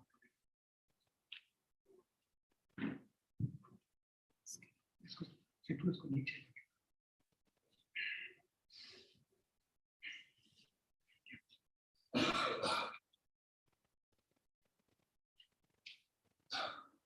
So Dhanuka के साथ लाखों लोगों ने किया। किसानों को उनके समर्पण, दृढ़ संकल्प और धैर्य के लिए प्रणाम, क्योंकि हमारा मानना है कि किसानों को महज अन्नदाता कहने से काम नहीं बनता है। तो आई वांट कि आप भी जुड़े और मेरे साथ में कहें, इंडिया का प्रणाम हर किसान के नाम। इंडिया का प्रणाम हर किसान के नाम। Will say once more, India का प्रणाम हर किसान के नाम। इंडिया का प्रणाम हर किसान के नाम। Thank you so much for saying that. And this is, I am doing everywhere across India, in farmer meeting also, at retail point also, in colleges also. So everywhere we are saying India ka pranam har kisan ke naam. So the most important thing which our Prime Minister also is having the vision is that कि हमारी economy जो है that should be 5 trillion economy by 2020. So that is possible if we have the focus in agriculture. This was stated by during one of the Niti Aayog meeting. So if you see in our agri input sector, if our farmers are having the new technologies, new agri inputs along with green chemistry pesticides. Earlier what was happening, dose बहुत ज़्यादा डालते थे हमारे पास. Now the thing is they are getting the result in 8 gram of dose, 10 gram of dose, 100 ml of dose. So that green pesticides, insecticides also are coming with green triangle. So every bottle of insecticide or pesticide, I must say, is having a triangle on its back, like green triangle, blue triangle, yellow triangle, and red triangle, like that. So if they are having the green chemistry pesticides, then the heavy crop losses can be decreased, yield will be increased, and agriculture can contribute 20%, that is across $1 trillion to the above economic vision. I'll be taking you through some of the points where this 1 trillion is possible. I'll be showing you that also. So if I talk about the basic introduction, currently we are going through agriculture 4.0. Agriculture 1.0 was when we have the traditional agriculture, जो हमारे दादा और उनके दादा लोग किया करते थे, हल से खेती किया करते थे, ज्यादा खाद फर्टिलाइजर्स डालने का जरूरत नहीं होता था. Then came the agriculture 2.2 when they talked about mechanized agriculture.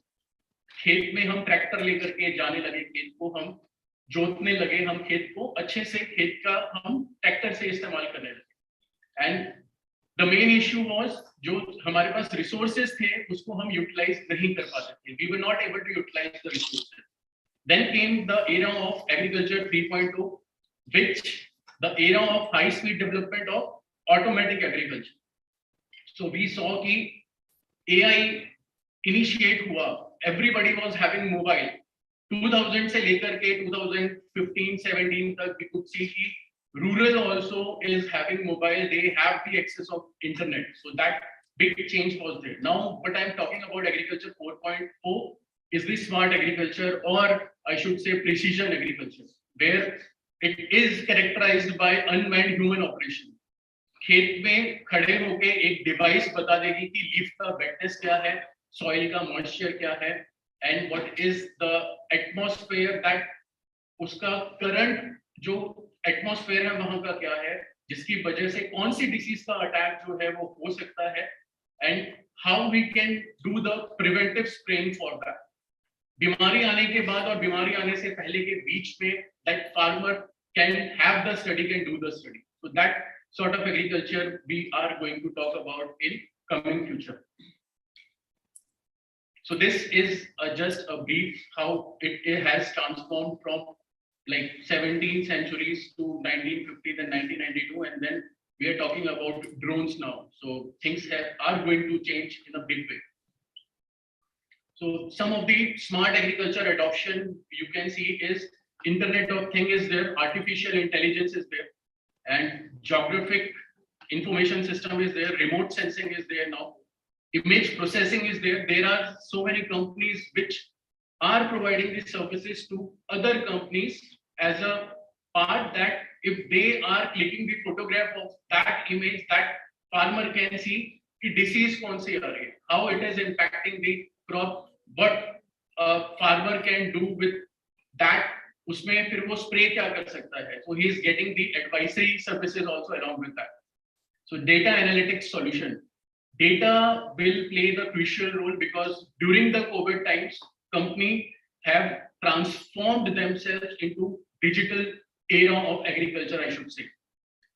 I know 2019, we were discussing can we able to bring farmers on Zoom call? So can anybody raise hand they believe that farmers can join over Zoom call? Like Zoom was new to us also.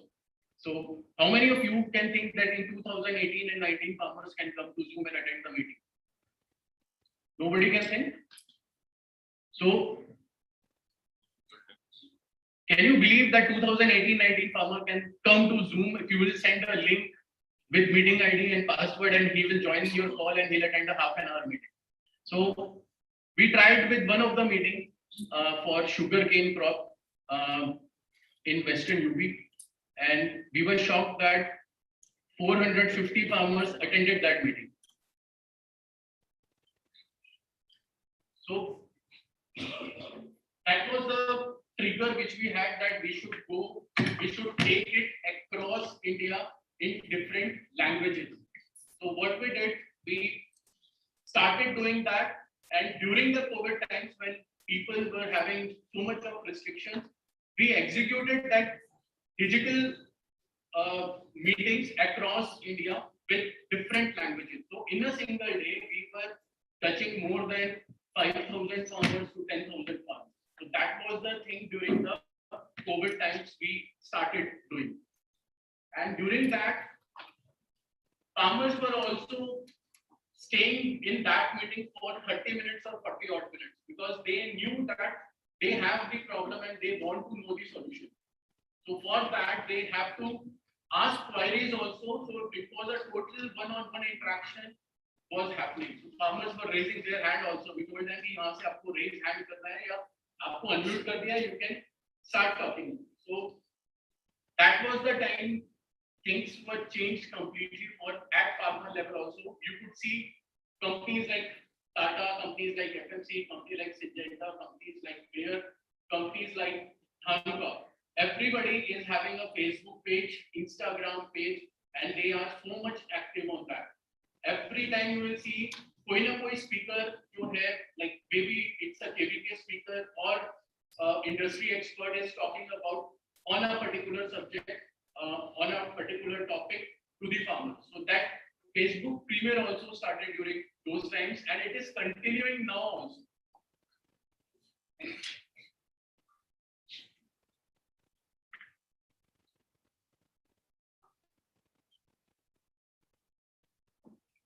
So what significance of this precision agriculture will bring? Definitely the efficiency and the use of agrochemical in a right way, right application will happen definitely. And farmer will have the right information, and overall he can analyze his field, he can analyze his resources also. Decision making also will be very easy for our farmers. And to optimize the overall crop loss also will happen simultaneously. So precision agriculture will play a very big role. So drones in agriculture, Dhanuka has been like a pioneer in collaborating with IoTech, who will be doing the overall drones in agriculture. So drone is one such technology that has potential to revolutionize the farming industry. You won't believe for spraying spray in 1 acre field, 1 acre जमीन पे spray करने के लिए 150 से 200 litre water लगता है.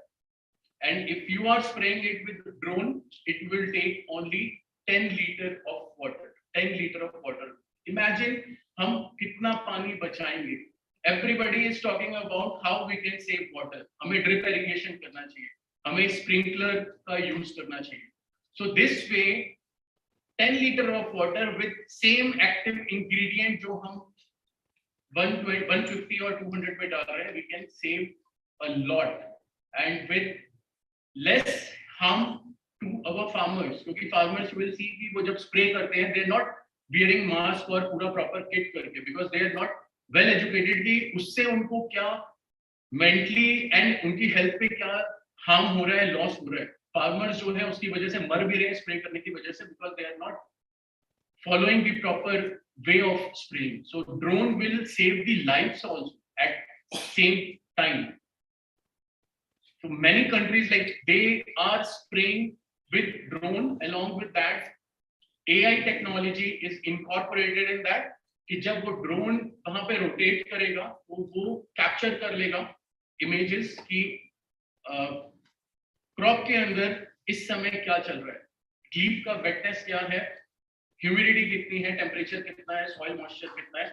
So all these parameters will help कि कौन सी डिसीज के लिए प्रॉपर सिम्टम्स क्रिएट होने वाले हैं.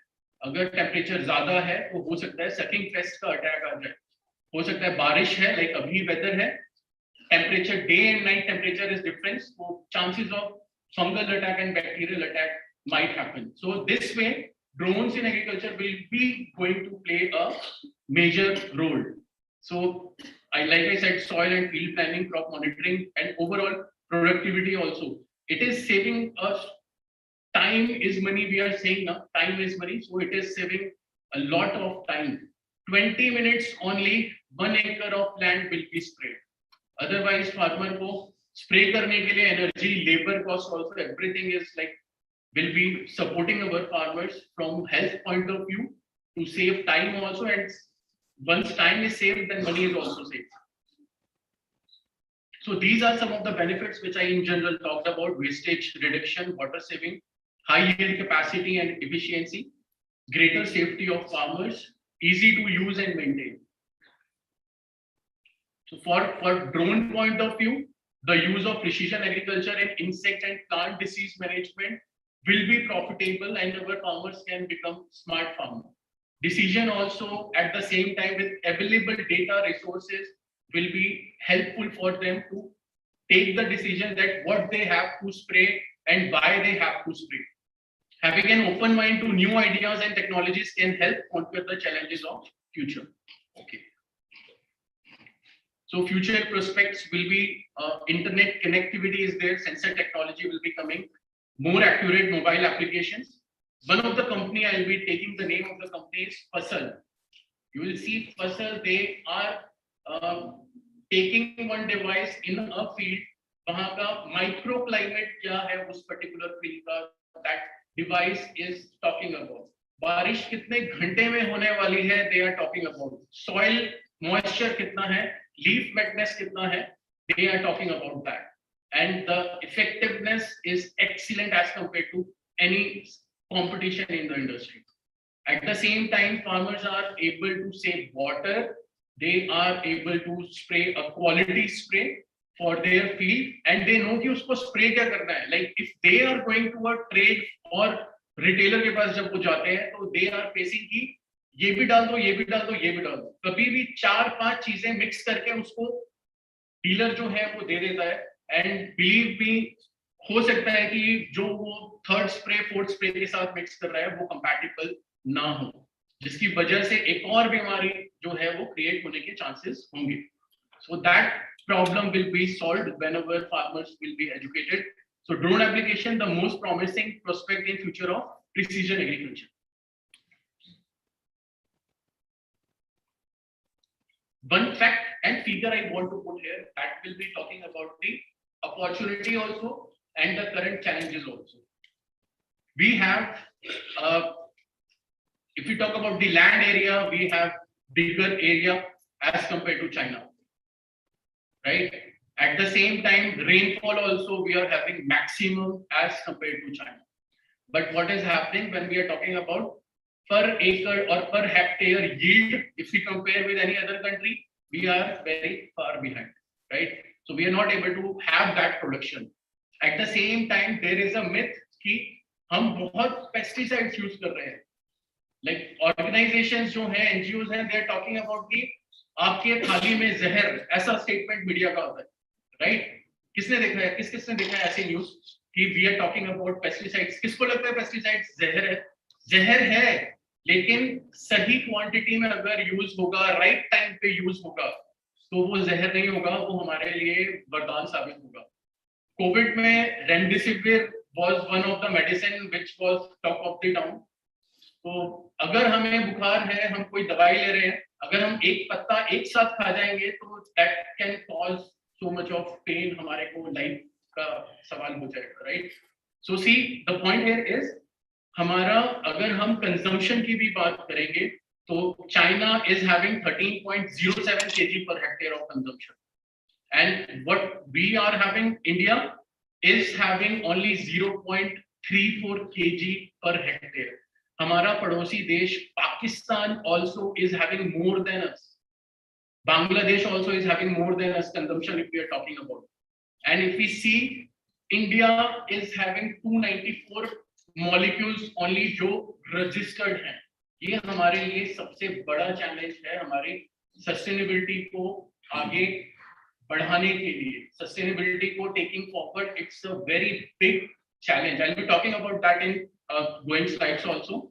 So see, consumption also is less, area also we have more, and rainfall also we have more. सब कुछ हमारे पास में है, बस हमें करना क्या है कि हमें एग्रीकल्चर का जो वे है that we have to change. The practice currently which is happening, that we have to change, which have already started changing now across India. Another point, I was there in one of the university event where scientists were there. So we had a discussion about the number of crops we are having and the registered molecules against that. So can you believe हमारे पास में Jack fruit, आंवला, बेर, bell, guava, इनमें एक भी molecule registered नहीं है. अमरूद किसको पसंद है? बहुत लोगों को पसंद होगा अमरूद, राइट? और अमरूद पे एक भी केमिकल रजिस्टर्ड ही नहीं है. सी, बहुत अच्छा प्रैक्टिस होता है, फार्मर्स एक पूरा ट्री ग्रो करता है and he's spraying a lot of chemicals for that. So see, citrus we have only 10 label game pesticides, mango we are having 9, lychee we are having only 1. लीची is always in news, Bihar का news हमेशा आता है, लीची खाने से ये हुआ और उसमें कलर हो रहा है, everything is there, but rationalizing the pesticide use is very, very important. At the same time, government need to think that the molecules which we have currently, now it has to change. It has started changing, but the pace of it has to be increased. Again, some of the crops I have mentioned here, like fruits and vegetables, brinjal, grape. Grape is having 63 molecules registered. You know, the grape is moderated by National Research Center for Grapes that is situated in Pune, NRCG. NRCG is having one Annexure 5. You will see on its website Annexure 5. That Annexure 5 is talking about different molecules which farmer can spray with proper MRL and PHI, post-harvest interval. So that is regulated quite well as compared to the other crops across India, because grape farmers are selling outside India also. Majorly it is going for export, and that has to be residue free. There should not be any chemical residue in that. So the spraying technique which they are using is totally different in other crops. So these are some of the crops which I have mentioned here. So registered pesticides are not sufficient to control pests and diseases, and MRL specific or risk-based pre-harvest intervals are not available for majority of the chemicals in majority of the crops. So growers compelled to use non-registered pesticide, and that is the violation of GAP, Good Agriculture Practices. So another point, that is agrochemicals have been contributing to increased production of food and non-food crop by reducing pre and post harvest losses. जब मैं बीमार पड़ूंगा तो मुझे दवाई खानी पड़ेगी, जब मैं ज्यादा बीमार पड़ूंगा तो मुझे डॉक्टर के पास जाना पड़ेगा, उससे भी ज्यादा बीमार पड़ूंगा तो मुझे हॉस्पिटल में एडमिट होना पड़ेगा, right? So use of medicine will be the last thing जो हमें करना पड़ेगा. सिर्फ काढ़ा पीने से कोविड नहीं गया मेरे को हॉस्पिटल में एडमिट होके स्टेरॉइड्स और रेमडेसिविर लेना पड़ा, तब जा करके मैं बचा हूं. सो the point and context is the rationalized use of pesticide will be very important. And if we are thinking कि pesticides को ban कर देना चाहिए, or like we heard some voices out there that people are talking कि pesticides को ban कर देना चाहिए, that is not the right way going forward. So complete ban on pesticide use in agriculture might result in 50% reduction in global food production. We have the case of Sri Lanka in front of us. See, and 4 to 5 increase of the produce price. एक दिन बारिश हो जाती है, truck नहीं पहुंच पाता है मंडी में, next day produce price is increased. And see, if we are banning most of the chemicals या हम pesticides को ही हटा देंगे, तो that is not the way forward, right? So can we afford this? Study showed that ₹1 invested in pesticide returned ₹3 due to crop sale. It must be more than that, but this is one of the study which said. And this has been said by Norman Borlaug, father of Green Revolution. So how we can make this happen? So need to increase the awareness amongst the farmers. Like suppose Tata, Rallis, Dhanuka, they have introduced a 9(3) product, which is a unique product only by Tata, only by Dhanuka. That product awareness should be with farmers across India. That's why team of Tata, team of Dhanuka working in field day and night to tell about the products, the right usage of products to the farmers. So judicious use of chemicals, like I said, कि मेरे को बुखार होगा तो 4-5 tablet खाने से नहीं होगा सही, एक टैबलेट काम करेगी, सही समय पे खाना जरूरी है. And Indian crop productivity is low as compared to most of the other developed and developed countries. I'll be showing one of the data also for that. Identifying the low productivity constraints is important.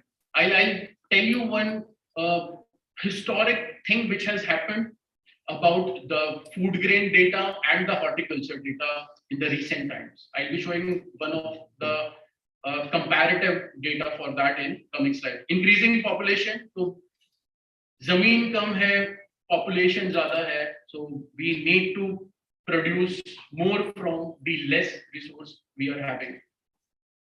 So what could be the solution? Adoption of new technology with genuine and scientifically approved agri inputs. Awareness campaigns are required by government also. At the same time, private sector to make farmers aware which is happening, and the collaboration of government and private can create magic. Definitely this can create magic because government, KVKs and other universities and NRCGs across, like pomegranate NRC is there, onion is there, citrus is there, grapes is there. So collaboration of these can bring bigger changes. So need to buy genuine agri inputs against bill. So that we always talk about कि farmer को we have to say कि whenever you are purchasing, purchase with a bill. बिना bill के आप कुछ भी मत खरीदो. That will have the genuinity कि हाँ he is having the genuine, he is purchasing a genuine product. Now GST ने ये change कर दिया कि retailers they have to maintain the proper records and they have to take the right products at their stores. So this is another step which has been like created. Improving regulatory environment and support from the government policies. Like एक molecule को register होने में कितना ज्यादा time लगता है जब वो 10 साल पुराना हो चुका होता है यूरोपियन कंट्रीज में और जापानीज कंट्रीज में, तब इंडिया में दैट मॉलिक्यूल कम्स. सो हमें अपने जो रेगुलेटरी एनवायरनमेंट है, लाइक जब फॉल आर्मी बम आया था मेज क्रॉप में, देन सडनली हमारे को 4-5 मॉलिक्यूल्स जो है अप्रूव हो गए थे. That was a very rapid step taken by the government. So such steps should be required by the government so that we have a hassle-free environment for bringing new 90 technologies in India. So these are some of the points for creating the awareness. Poor quality of agri input product जो है उनको ban करना पड़ेगा, उनके खिलाफ strict जो है action लेने पड़ेंगे, because this is creating hindrance in sustainability. We are talking about sustainability in agriculture, so this is creating a big hindrance in that. So proper and right use of chemical is very, very important. Quality water availability is become limited. So गांव का पानी गांव में, खेत का पानी खेत में has been a statement said by Prime Minister Modi. So that statement, हर एक बूंद का drip irrigation से जब farmer use कर रहा है, तो that has to be in practice for our farmers. So yield gap to be reduced by using latest technology molecules. So drone से, AI से, we can have the right use of resources in right way for increasing the yield for the farmers. So exploit the scope in export from agriculture, Indian of agri inputs, including seeds, pesticides. We were like most dependent on the raw material for agri inputs. जब China में problem हुआ COVID के time में, it was difficult to take raw material. Suddenly industry में price increase काफी कुछ technicals के लिए हुआ. So अगर हम वो technicals की जो खरीदना है हमें बाहर से, उसको हम यहाँ पे कर सकें as a like Indian companies उसको कर सके, तो that can bring change definitely, because हमारा उन पे निर्भरता हमारी जो है कम हो जाएगी, and we are saying कि हमारा भारत जो है वो आत्मनिर्भर भारत हो. That has started like in some way, because technologies have been coming in agriculture and farmers are using that. So this is a general data where we are talking कि कुछ crops में अगर हम कंपैरेटिव देखें कौन सी countries में कितना मतलब यील्ड है पर हेक्टेयर, और हमारा जो वर्ल्ड एवरेज है, इंडिया का यील्ड एवरेज कितना है, तो यू विल सी कितना गैप है हमारे क्रॉप में और compare to other countries. Though we have quality land, though we have huge amount population and resources also. So इससे क्या एनालिसिस निकलता है कि वी हैव द अपॉर्चुनिटी कि हम अगर हम एक लेवल पे हैं तो हम उसकी यील्ड को इंक्रीज कर सकते हैं. And you won't believe products from different companies like Tata, FMC, Syngenta, Bayer, like Dhanuka, जितने भी कंपनीज हैं उनके प्रोडक्ट्स अगर फार्मर यूज करता है, and if we do the harvest days also, we can prove them कि कैसे यील्ड में डिफरेंस आया है, starting from the soil application till the overall disease management. So if we are increasing the yield, and that has to be spread across India to all the farmers, then overall see the average will definitely going to increase. Again, to support that, I'll share you one data. I guess that many of you might be knowing that. So quickly, massive losses due to illicit trade of practices. अगर कोई brand बन गया तो हो सकता है दिल्ली में Indira market में उसका, जैसे हमारे यहाँ मूवी रिलीज होने से पहले पायरेटेड मूवी आ जाती है, राइट, तो वैसे ही प्रोडक्ट अगर ब्रांड बन गया तो उसका पायरेटेड प्रोडक्ट जो है वो ऐसे सेक्टर पे जाता है फार्मर्स के पास जहां पे हमारे फार्मर्स उतने एजुकेटेड नहीं है. So that has to be stop. So like see, ये छापे पड़े जहां पे उसको रोका गया. दिल्ली पुलिस ने यहाँ पे अलग अलग जगह पे छापे मारे जहाँ पे उन्होंने नकली दवाइयों को रोका, और ये नकली दवाइयाँ फार्मर के पास भी जा रही हैं. So because farmers are not aware, so that awareness has to be created. अगर आप जाके आईफोन की शॉप पे बोलोगे मुझे आईफोन चाहिए, हम कभी ये नहीं बोलते ना मुझे फोन चाहिए जिससे मैं बात कर सकूं. We are talking about the brand. If you are going to a Skechers shop या शूज की शॉप पे, we are talking about the brand. So हमारा फार्मर अगर ब्रांड कॉन्शियस हो जाएगा कि I will be, if he is talking about कि I will be having Spinotrem, I will be having Amisulbrom, I will be having Imidacloprid of that particular brand only, then the game is on them. So these are some of the rates which happened. So I'll not be reading this. These are the problems and what could be the solution I have created. So that PPT I have shared, you can read that. I'll be quickly coming to some of the important points which I wanted to share. So cumbersome regulatory requirements I have already talked about. Spurious products, I showed some of the images also. Process development in formulation, like bringing a formulation, I've already talked about. So improvements, no basic R&D. हमारे पास R&D उतना strong नहीं है. मेरे को नहीं पता कि हमने कभी कोई 9(3) मॉलिक्यूल शायद क्रिएट किया है या नहीं किया है. हमारे IRI में या कहीं पे भी रिसर्च में we have not like कोई भी ऐसा chemical we have not created it. We are mostly taking from American companies, Japanese companies, and European companies. Negative publicity, I have already talked about. So these are some of the agrochemical industry challenges. And इन्हीं चुनौतियों को अगर हम अवसर में बदलेंगे, then the game will be on, right? So this was the thing which I was talking about, that there was a silent green revolution happened in last few years where horticulture production has surpassed the food grain production. किसको ये पता था? Anybody can raise hand जिसको ये पता था कि हमारा horticulture production जो है वो food grain production से ऊपर चला गया है. Like अगर आप देखोगे तो 326.6 MT जो है 2021 में it has been recorded and the food grain production was 303. Recent data which government has shared that the record horticulture production in India were 329.86 million tons. So it has been categorized in like different, उसको भी category में उन्होंने किया है, and this categorization is of the crops कि फल में कितना, सब्जियों में कितना, प्याज में कितना, आलू में कितना, टमाटर में कितना, like this way they have created it. So this is the silent revolution which has happened.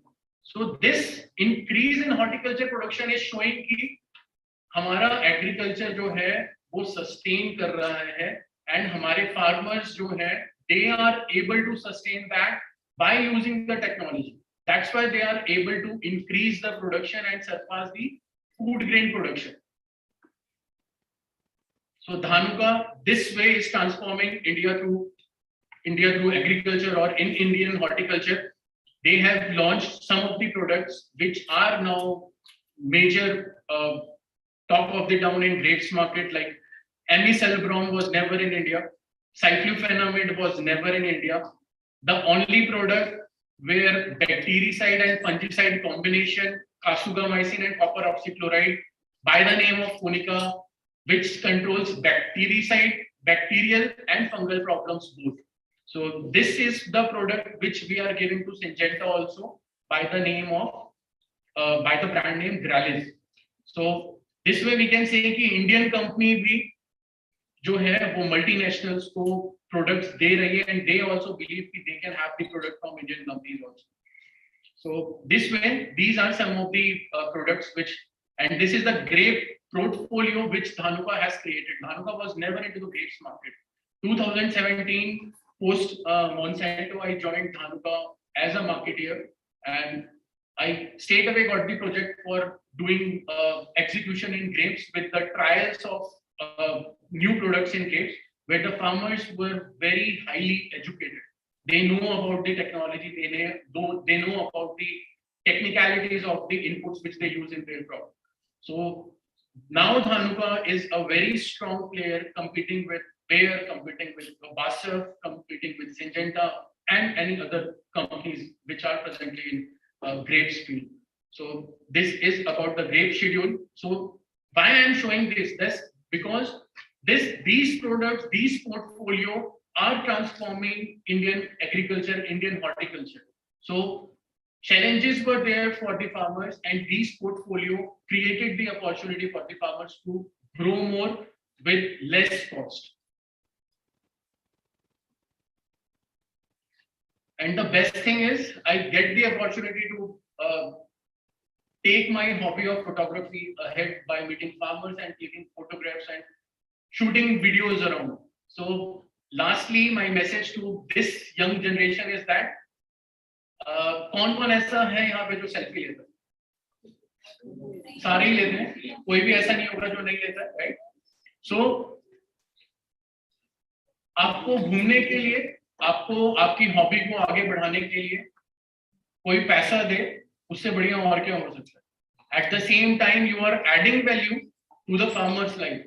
इससे ज्यादा बड़ी चीज नहीं हो सकती कि you are going to a farmer in field and you are talking about कि आप उसकी प्रॉब्लम का सॉल्यूशन कैसे दे सकते हो. Every day whenever I am visiting the field I can see a new case study.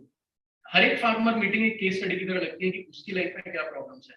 उसके बाद हमें लगता है कि हम जो अर्बन में है, हमारे लिए ये जो अपॉर्चुनिटीज और वी आर क्रिपिंग, लाइक मैं भी इतना क्रिप करता था कि क्या है, everybody is creeping. But if we go in field, if we see how farmers are doing their regular practices, will see कि लाइफ में बहुत कुछ है जो हमें करना है. And we are the luckiest one who got the opportunity to contribute transforming India through agriculture. So this was all from my side. Thank you so much everyone for giving me this opportunity, and at such a big platform I am speaking in front of you. So it was a pleasure talking to you. Thank you so much for giving this opportunity. Thank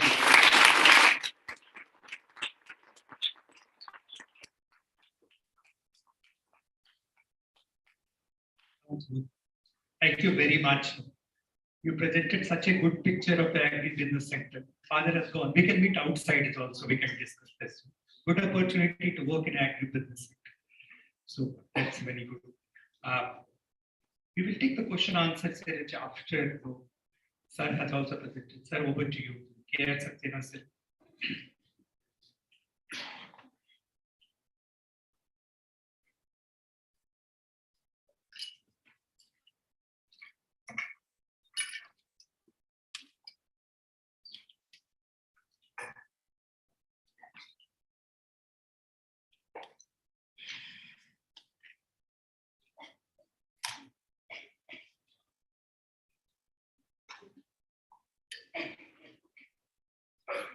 Hello, someone please help me.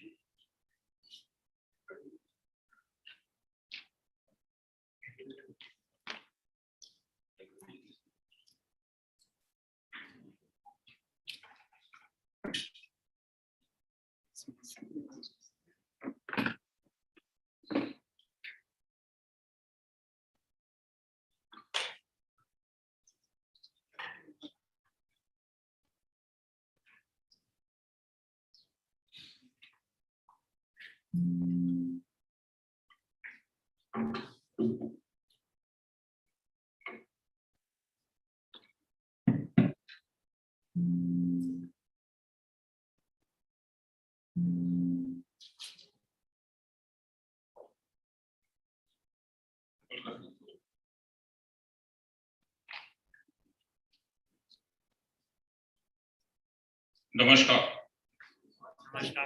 Dr. Neeraj, learned faculty, young leaders.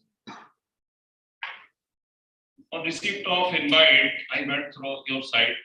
So I was highly impressed that there is the connect on the topic you have chosen. Vision, mission, value, I am referring. So couple of values and your vision statement emphasize on the sustainability. So with my limited knowledge of agriculture, I will try to take you through what is the role of sustainability in agriculture. I am here from Tata Group. My company is Rallies. So little bit about the Tata Group. These are my views. Some of the data I have kept from various sources, Government of India, FAO, etc.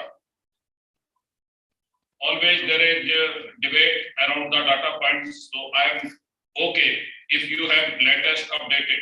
This is more to give you some idea, trends, what is going on in our business.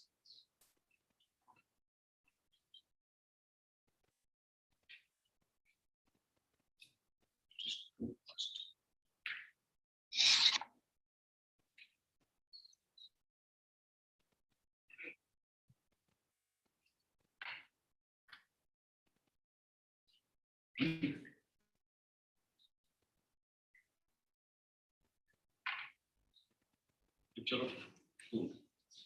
It's fine. Move to the next slide, the third one.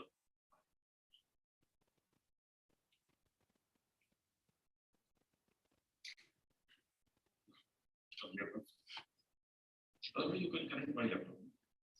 That would be better.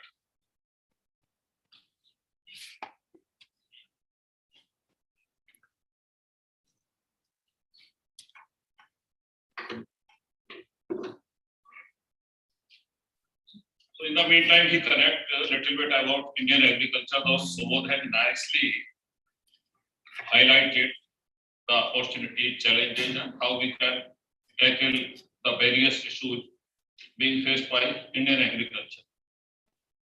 So, Tata, everybody is aware. Currently, we have around 120 companies operating in different parts of the world. From the ease of operations, group has put all the companies under 10 verticals, and control of Tata companies is with Tata Trust. 66% of the stakes of business are with Tata Trust.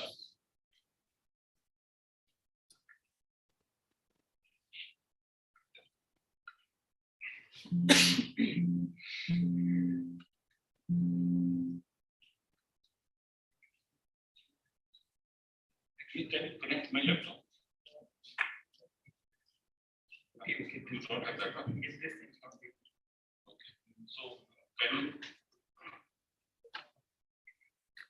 Within this PPT will not work here.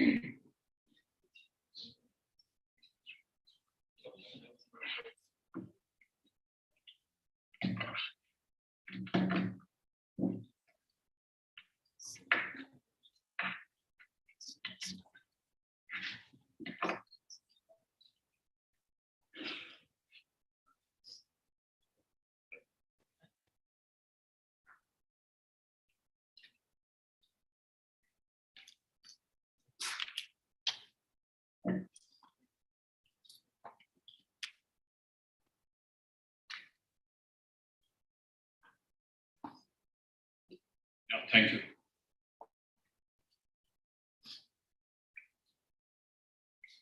See, in Tata, focus and all the efforts are around society only. Now you move on, please. Our mission is to serve with the trust. And whatsoever we do with the long-term interest in the mind for the society.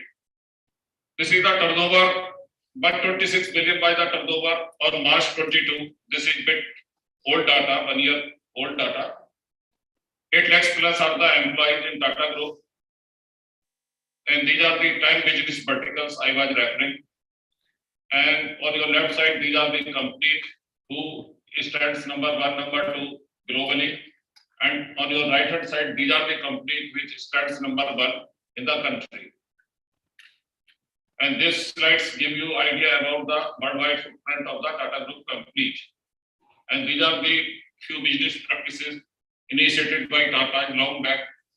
So number of things you might be reading in human resource, around employee welfare. So they were initiated by Tata.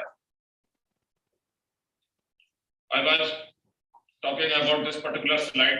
66% of the control of Tata Group lies with the trust, and whatsoever are the earnings, they are diverted towards the social good. We are today talking about the sustainability in Tata. We initiated this thing long back, and more than 25 companies of Tata are meeting the guidelines standards set by UN around the sustainability. This is the latest number of the group.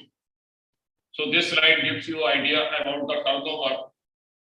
Around 9.5 lakh crore was the turnover of Tata Group companies.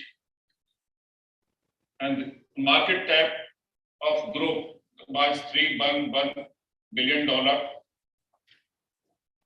The bottom row gives you idea about the donation Tata do for the various social cause. The CSR spent by Tata is growing at the rate of 14%. These are the very important initiative by Tata. Everybody is talking about the net zero emission. US has taken target of net zero emission by 2050, and in our country we are targeting to achieve this target by 2070. But in Tata Group, we are targeting to reach to net zero emission by 2045. Under this All-in-One initiative, we would be focusing on the circular economy. We'll put a lot of resource efforts around preserving nature and biodiversity, and we intend to play key role developing India as climate hub. I was told the batch of second year students comprises very few from agriculture.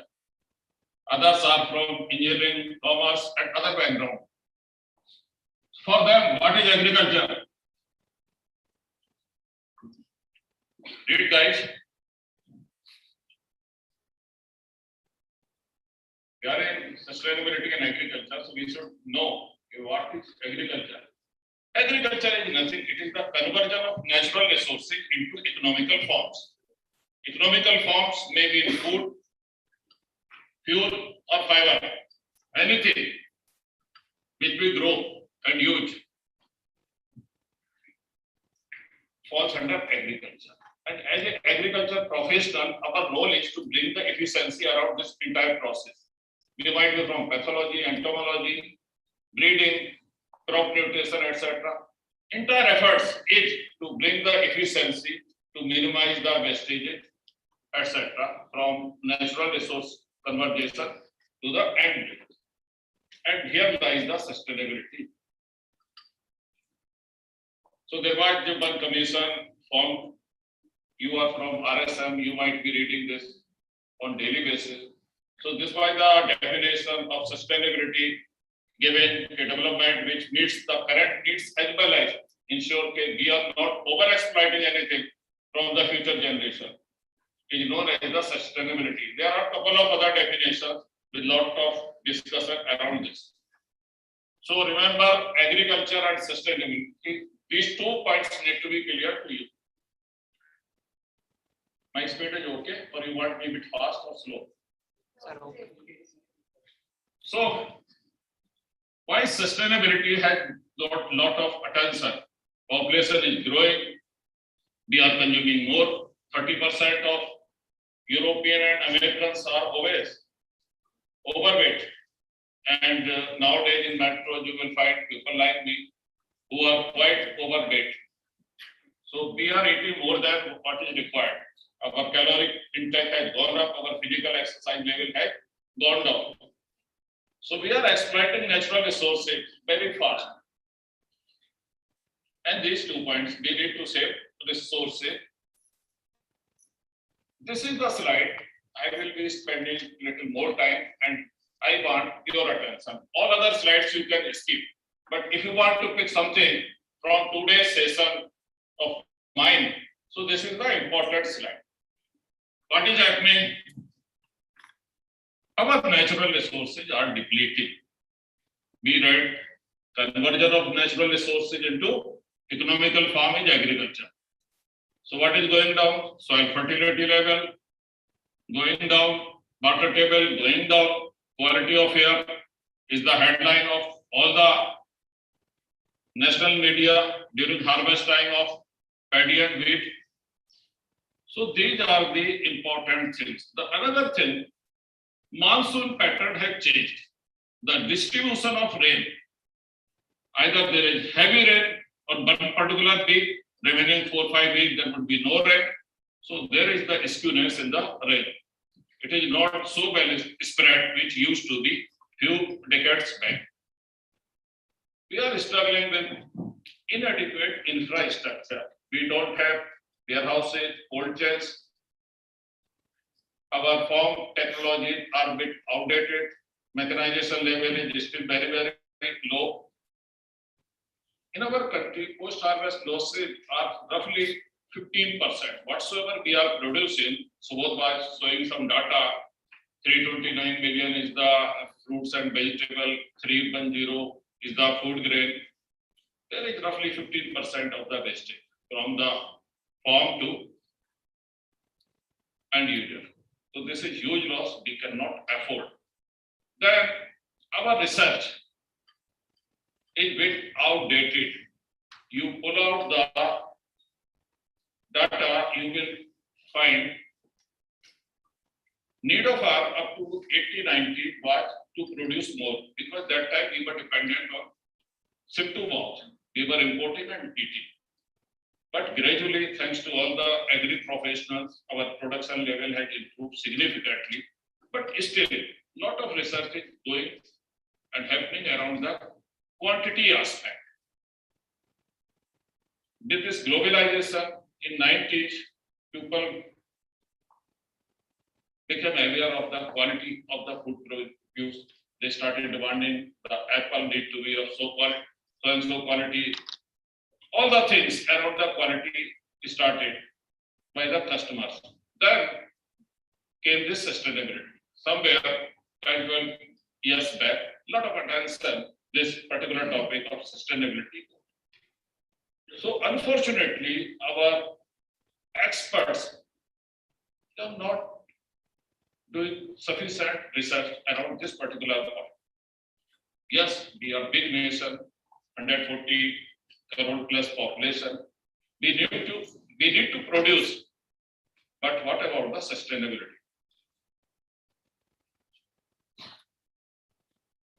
Few days back, I will come to that point. Losses, more than 15% are the post-harvest losses.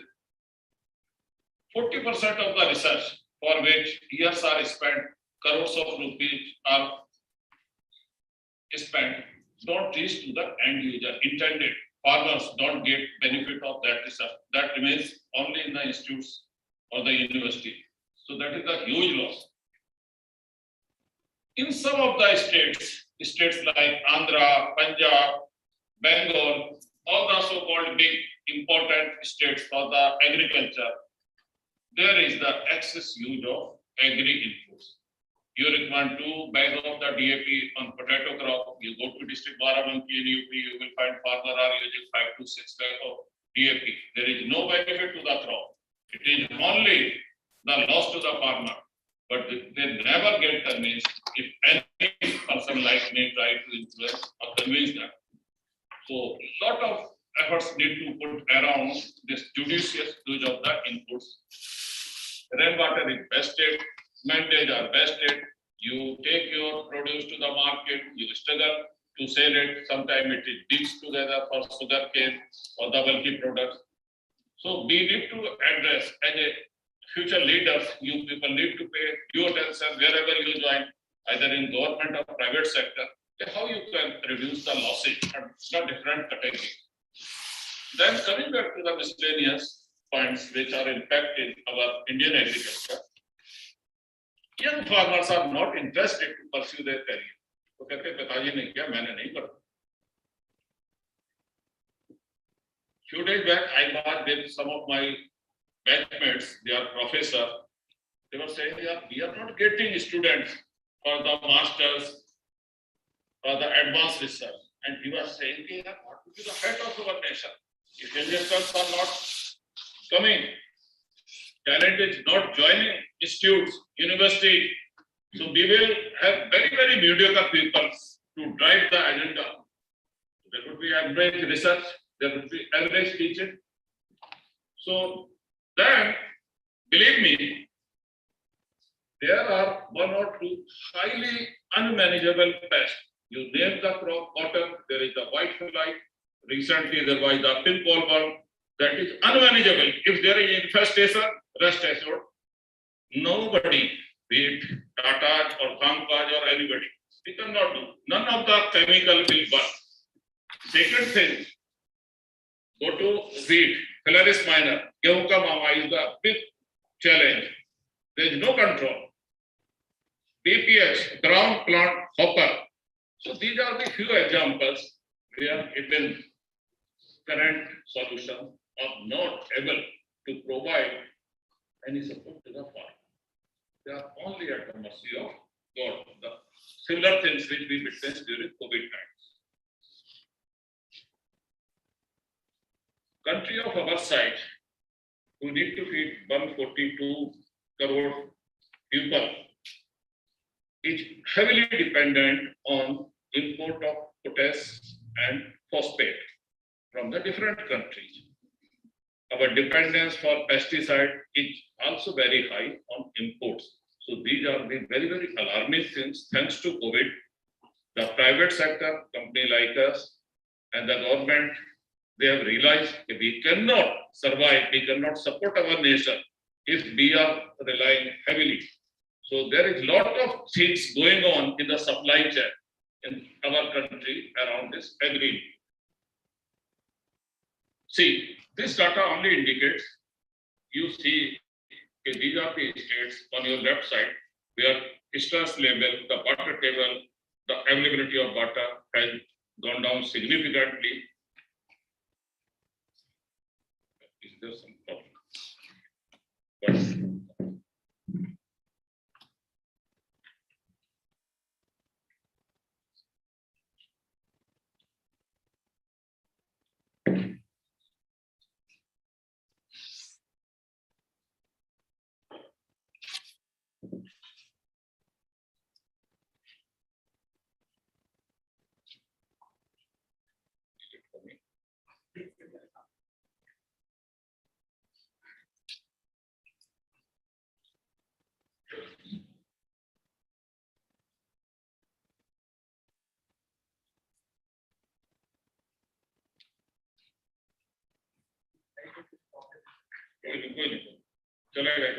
You are able to see now? Yes, sir. Okay. So this slide only indicates the water availability per capita is going down. You can download it from the net. No great science involved. The air quality index, every day we keep reading about the air quality. Then this is the slide I was talking. We are spending more than 1 lakh crore to subsidize the fertilizer. And on one hand, this is the level. On another hand, farmers are not listening any experts. कि भाई थोड़ा सोच के इस्तेमाल कीजिए. So this is the irony of our system. See, this is the another important slide. I have tried to pull the data from various sources. We are more than 18% of Earth's population. And in 1 or 2 years, we will be number 1 as far as population is concerned. We have only 9% of cultivated land of world, only 90%. And we need to feed 18% of bird population, almost double usko feed karna hai aapne. Water availability is 4%. This slide which was also mentioned, pesticide consumption is significantly lower in our country compared to the other part of the world, China, Japan, US, so-called developed countries. They are applying huge quantity of pesticides. And this is the data with old crop losses due to pest or post-harvest losses is 1.3 lakh crore. Every year we are wasting this much of the food grain or fruits and vegetables.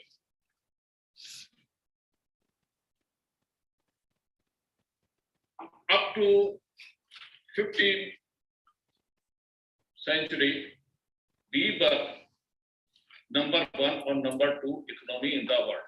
That time, agriculture was the main source of income globally. इस समय सोने की चिड़िया कहा जाता, and Rishi Parasar is the guy who is credited to do lot of work about agriculture. Rishi Parasar. Then see another slide. Contrast. Our economic dependence is very, very high on these 5 states. So what is happening? All is not well. This slide gives you another idea. The wealth is highest in the western part of the country. The states which you see on your left hand side in the map, and see the another. This is the map indicating about the water availability. So you have created wealth, but you have lost natural resources, and very difficult to make up that loss. अगर कुछ जल्दी नहीं किया. So Mr. J.R.D. Tata used to say this: that no success is worthwhile if it doesn't serve the needs of interest of country. तो इस slide में आप देखिए, it is momentary gain, materialistic, but it is not serving the interest of society. So, doctor, if you have time, I will proceed. Otherwise, I can jump. How many minutes do you have? Okay, this is it. Academically, people might be having. See, 1/3 of the earth is land, and then 71% is habitable. The remaining we cannot use for any practical purpose. So, what I am trying to say, you see only this much land, soil is being used for all the practical purposes, for producing the food. The another data I want to tell you, up to 1950, total cultivated land in the world was less than 1 billion hectare, less than 1 billion hectare. In last 70, 80 years time, we have started using land, around 0.7 billion has been added. So this is highlighting that we are exploiting natural resources very fast. अभी केवल और केवल only one continent is there, that is Africa, where we have not exploited natural resources. Otherwise, if you plot Europe, America, and all other countries, you will see lot many things have been pulled out, and they have reached to the point of no return.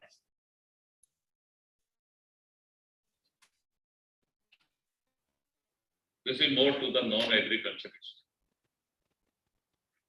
In last 19-20 years, we have produced or increased our production almost 50%. Over year 2000, our production level has gone up by 53%. Huge achievement, thanks to all the agri-professionals who have contributed to produce more and feed the world. And these are the key crops: wheat, rice, maize, sugarcane. These are the very, very important crop. You can add cotton. Then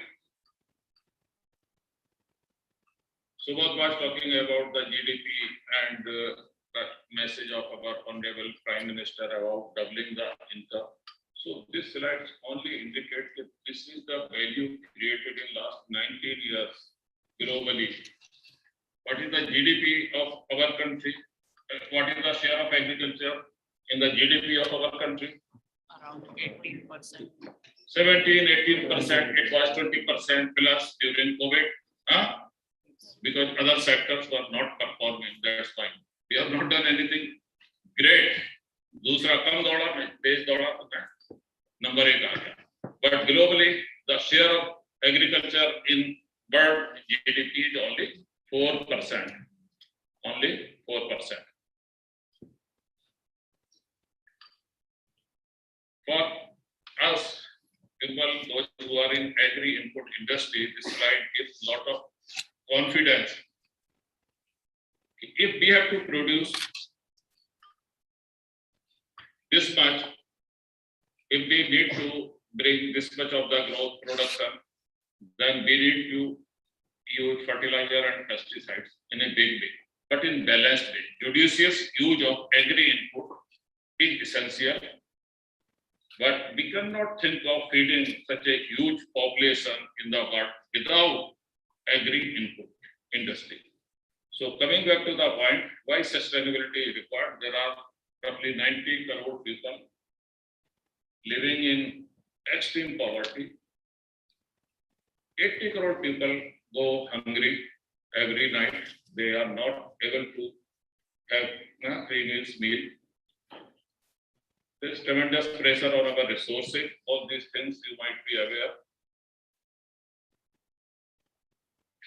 So what is required? Subodh has touched upon this, so I will skip. Smart agriculture is the need of our. So we need to leverage, and I urge all the youngsters, you engineering, वगैरह. So please contribute, identify 1 or 2 areas where you can contribute, play the significant role to work for the sustainability in this field. See, there are a couple of points I have written here, but I am of the opinion until and unless we use artificial intelligence, digital technologies, drone, etc., going to be very, very tough, especially in our country. Nowadays, in Punjab, Haryana, and the other part, people are not getting labor. So if you want to produce, you need to have some technology which can take care of certain operations. And there need to be collaboration amongst all the players in the agriculture.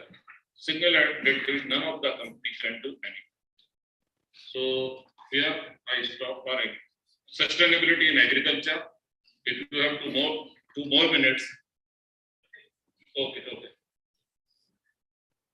See, what is the size of pesticide industry in the world? It is $62 billion. $62 billion global, and $7 billion is the size of industry in our country. $7 billion. Roughly 3 to 3.2 billion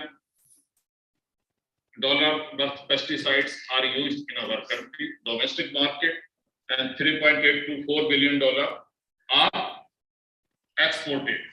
Okay. And if you are interested, which are the continents which consumes maximum, so answer is Asia, and second is your South America, and 70%, more than 70% of the pesticides falls under generic category. The chemicals which were registered 15 years back got patent.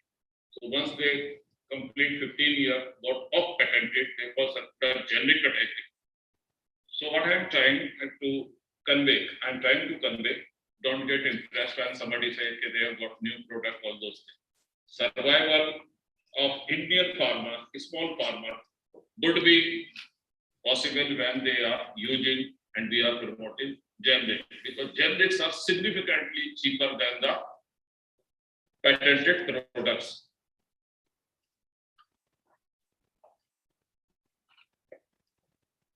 This is the summary of the pesticide industry in our country. There are 10 multinational, more than 125 grade, technical grade manufacturer. There are two types of the companies, but they don't have any brand.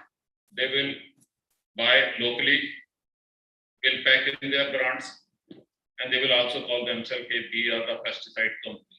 The another one which was referring 9.3. 9.3 is given to the companies who have their own production facilities. They have done their own research for development of that product. So 9.3 is given to the company those who have inbuilt capacity. And 9.4, you are the 9.3 holder. I approach you, okay, sir, can you share your product with me? And you say, okay. So I will be known as the 9.4. So 9.3 is the big thing. Okay. And there are 800 formulations, more than 3 lakhs are the channel partners who deals in the pesticides. Around 12 crore plus are the number of farmers. This number keeps changing.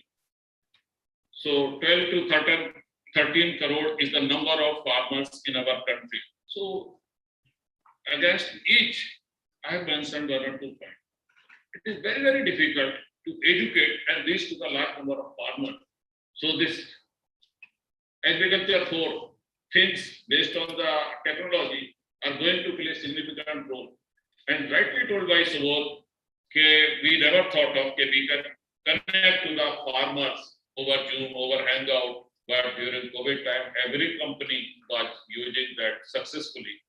And if I say COVID was the period where communication of every input company, especially senior people, were able to connect frequent enough with their channel partners, with the farmers, and the quality of communication went up significantly. Because if you're executive, fresher type of the guy, they are communicating, they will be average type of the stuff, they will be communicating when seasoned person communicate.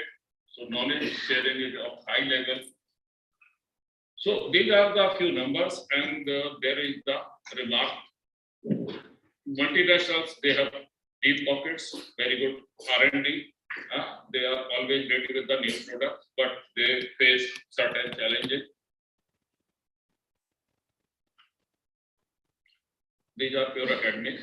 So rice is the highest pesticide consuming crop in our country, followed by cotton, then soybean and wheat. Sometimes this number may change little bit, but crop may supersede another. And these are we are number 2 as far as agriculture production is concerned. But our share of pesticide consumption is far behind. And this is the happy position to be in. There is no concern. Brazil is the country which is significantly smaller, 1/5 of our size, but they are one of the main producer of sugarcane and 2 other crops globally. Their pesticide consumption is almost 4 times than the India current level. They are consuming pesticides of $12 billion to $14 billion, and we are around $3 billion. And still, our friends in media keeps writing. आपकी थाली में क्या बोला सुबह? आपकी थाली में जहर है. So this type of the things. So this is our responsibility to educate the people who are ignorant about the facts. If we cannot feed such a big nation without agri inputs, fertilizer and essential. So as a agri professional, I see lot of happening, lot of opportunity for all of you. You may choose any field, but direct or indirect linkage would be with the agriculture. So this is the golden time for the Indian agriculture. Keep aside this challenges. Experts are working and we will tackle it. Not a big deal. But demand is going up due to high population, quality, quantity, consciousness, overall consumption intake has gone up. Policy are also quite pro farmers, and these are the things being implemented by corporates and the government sector. So if I have to conclude, sustainability of agriculture is critical for the survival of human being, We all need food, and without food, nothing can happen. We cannot survive even for the 2 days in the absence of food. Improved technology and interventions will ensure sustainability level goes up. COVID has taught a lot of important lessons, and everybody in the policy level, they have realized the dependence on import need to be brought down, and a lot of resource allocations should be given for the agriculture. So agriculture is poised for growth. We are fortunate that we are part of it. I wish success to all the youngsters. Thank you very much, Dr. Neeraj and faculty, for inviting me.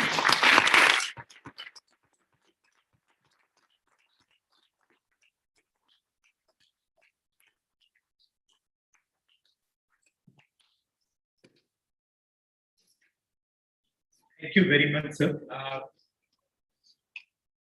Friends, now we will open the session for the question answer. And those who have a question directly from anyone, you can name the speaker. Otherwise, you can ask that anyone can speak with answer.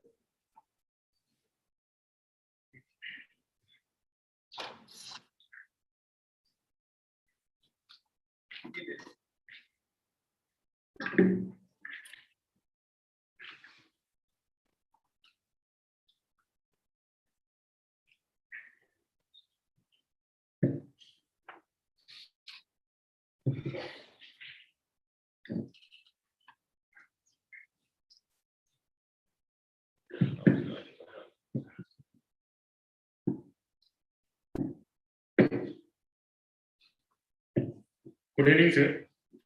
I'm Kanchi Mohan from first year student of MBR. My question is for Subodh, sir. Sir, as you mentioned about technological intervention in agriculture like drones, IoT, and image processing. My question is, what is the impact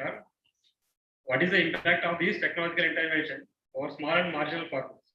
Because small and marginal farmers converting farming to non-farming sector for a period of time. What is the impact of this technology on government policies for this concept? So, for very good question, first of all.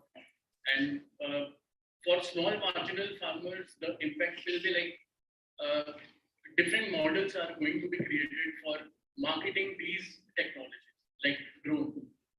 Everybody cannot take a drone and spray. For spraying a drone, a licensed DGCA approved pilot is required.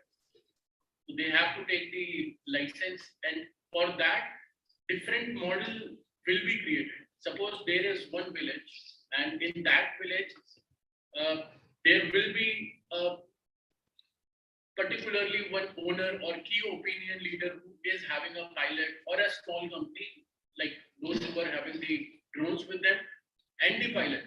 So that will be easy for a marginal farmer, because he'll be having the spray at a very low cost. You have seen the harvesters from Punjab traveling across India for doing the harvest, right? So earlier farmers were not able to harvest that way the farmers of Punjab and Haryana were doing, right?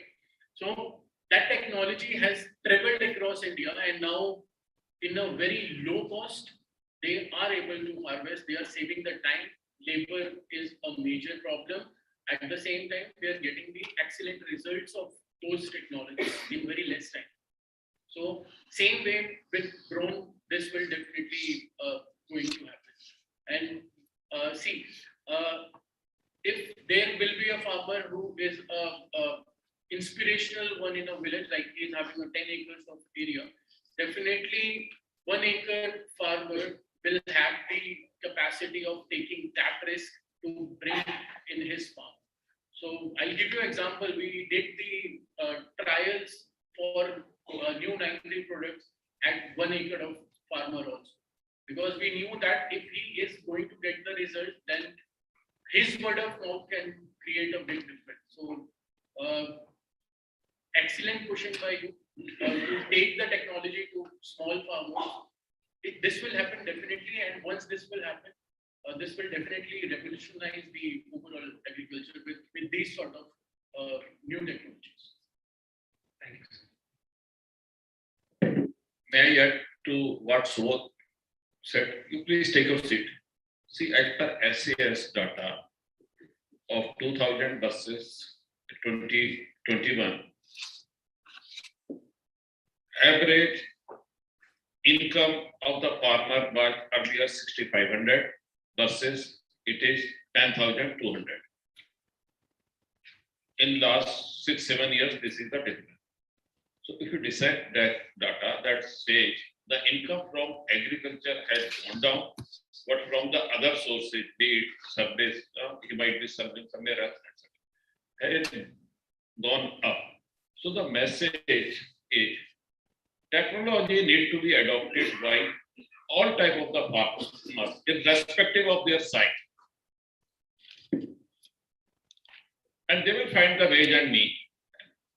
And the another thing which we are witnessing, on one hand, we keep listening that there is no gains to the farmers, etc. But go to the field, they are not going to go in their own field. They are looking for the labor. So labor shortage is acute. If farmer is small, 1 or 2 acre farmer should do almost all the operations which was the practice 20-30 years back. So either they are looking for the labor or they need to adopt for the technology. So I don't see much of the hindrance. Little bit cost related things may be there, but later on everybody will adopt.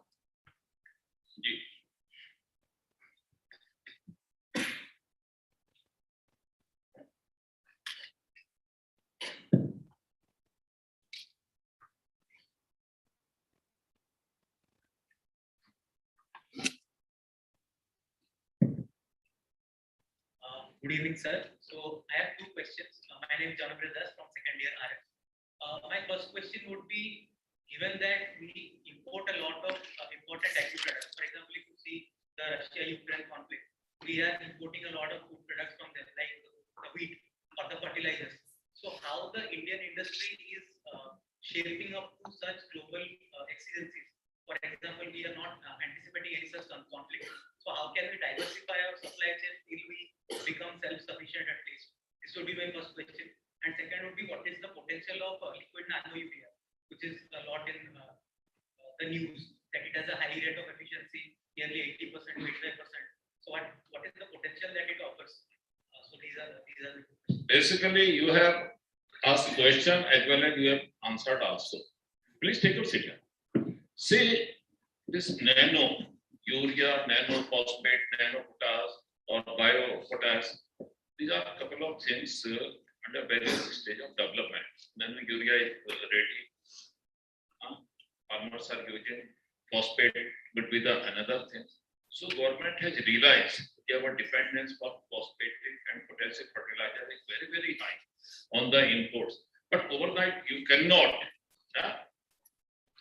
develop new product, but gradually we are trying to reduce our imports of these 2 things. And bio-based products, which takes care of partially take care of this phosphate and potassium requirements, are also in pipeline. So that is one response. As far as pesticide related import is concerned, already if you pull out the annual report of the leading pesticide company, you will see they have allocated huge budget for the capacity enhancement. So in a year or 3 years time, I don't see much of the imports from China or any country for the pesticide industry. Yes, we are in business. If we are getting this particular thing in 80 paisa and our cost of production in a country is 100 paisa, then we would prefer to import. Otherwise, in next 2 to 3 years time for pesticides and up to some extent for the phosphatic, I see significant improvement.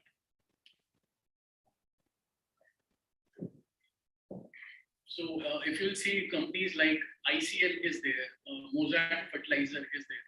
These companies, I took some of the names, there are many companies, but these companies are bringing liquid fertilizer.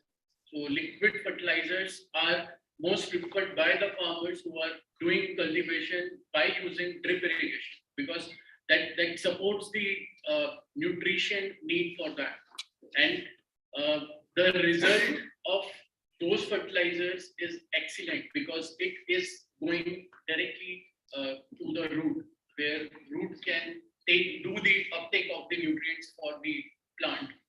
Because when he is like broadcasting it, so वो जहाँ पड़ा है वो पड़ा रह जाएगा, उसको root खींच करके लेकर के नहीं आएगी. So that loss was there, and this liquid will be helping in avoiding the loss also, and it will be like more efficacy. If we talk about, the more efficacy will be there with liquid. And talking about the export import, companies like where I belong, Dhanuka also is going to have their own manufacturing for the generics. Like we were dependent on China and Japan. So COVID times taught us that we should have our own manufacturing unit. So we are going to invest 300 crores in Gujarat, Dahej for that plant, and that will be starting doing the execution in this, like in next 3-4 months. So during the COVID times, many companies have taken steps to be Atmanirbhar. So that is one of the steps which we have also taken to become Atmanirbhar for avoiding the import and better ready to start the export. So this is the way Indian companies will be going forward.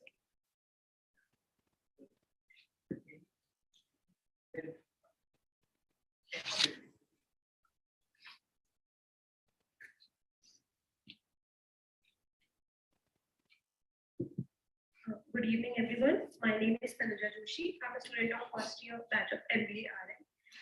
Sir, since you have experience in this industry, what are the challenges organizations like Dhanuka Agritech and Tata face, or we as a future development professional will face in convincing and encouraging rural population for consumption of more and more for usage of good agricultural practices and the concept of sustainability?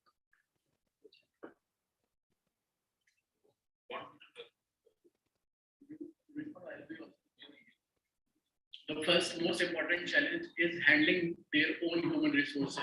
So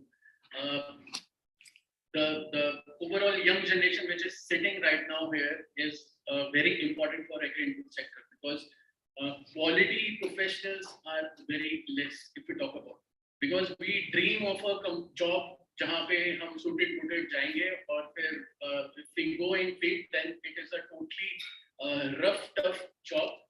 At the same time, most glamorous job, if I talk about, because we're getting the opportunity to explore more. And most important thing which you have said, that farmers के लिए challenges you are saying, right? Challenges for the development professionals and organization. Okay, for organization, the challenge will be to reach maximum farmers. So what they have started doing is the digital revolution have already started.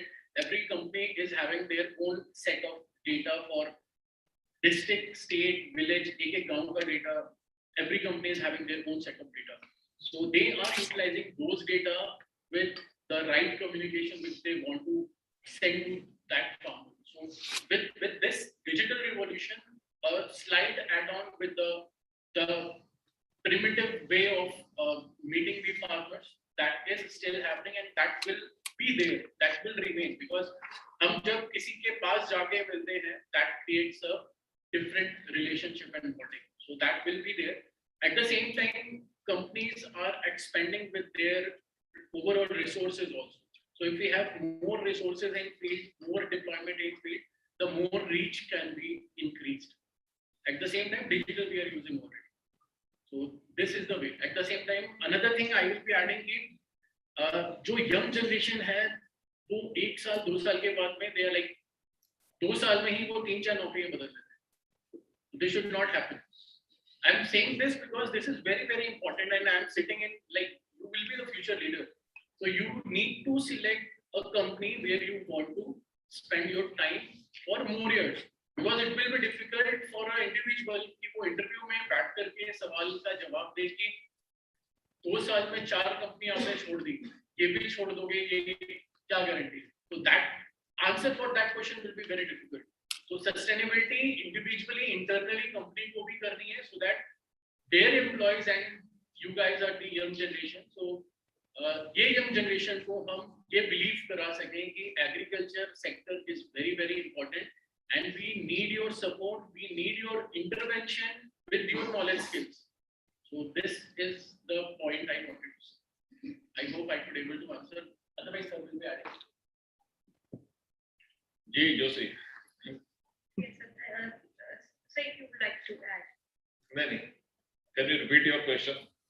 Sir, I said, what are the challenges organization and future development professionals like us will face in convincing farmers for the usage of good agricultural practices and sustainability? Good. See, we were fortunate when we started career. Our knowledge level versus knowledge level of farmer, there used to be the huge gap. Nowadays, thanks to the technology, everybody is coming with homework. Sometimes, Ms. Joshi will not believe they are telling the chemicals even we are not able. This is honest confession. Some of them. So the first thing which agri professional need to do, they need to prepare well. Their knowledge level need to be better than the farmers whom they are going to interact, convince. Second thing, when we try to sell our product without understanding the pain area of the farmer or customer, we will not succeed. If we listen them, understand their pain area, instead of saying it will kill, use this, it will kill. No. Farmer is not in the business of killing the pest. They are in the business of producing more, to earn more. If we can respond in a way so that he see, okay, yes, this guy has understood my problem, and if I follow his advice, so I will be achieving better margins, better profit. This type of the communication. So our knowledge level need to be very high, we need to be very attentive, and our response should be around his pain area. Could you get? Thank you so much, sir. Please.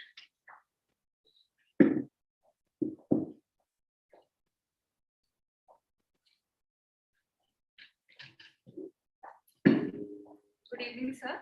I am Sanjana Pandey from MBRM batch of 2022-24. So my question is to K.R. Saxena, sir. That in your presentation, there was a term coal gasification. So recently, government has set target to achieve 100 million tons coal gasification by 2030. So how do you think Rallis India Limited is going to achieve it, and what are the strategies followed? Target of 100? 100 million tons. 100 million ton of what? Coal. Not coal. It is not in my presentation. Coal biofuel. That was the first point. Emission की बात कर रहे हैं? Yes. Emission को लेकर. Yes, sir. 2045 में Tata is planning 2050 America and 2070 India. Yeah. So under Alingam initiative of Tata, we are targeting to reach the stage of net zero emission by 2045. So what I was trying to convey is the developed country like US, they have taken target of 2050, while Tata's Indian company, they are targeting to reach that level 5 years before the developed nation. So we should be proud of Tata.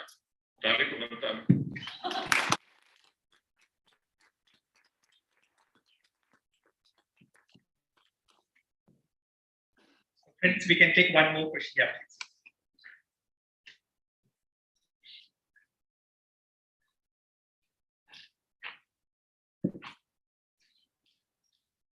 Your question also. Good evening, everyone. Good evening, everyone. My name is Nilbert Nagar. I'm from the MBRM batch of first year. My question is to both the panelists that how will IoT help farmers connect with the new startups and the new opportunities in the upcoming years?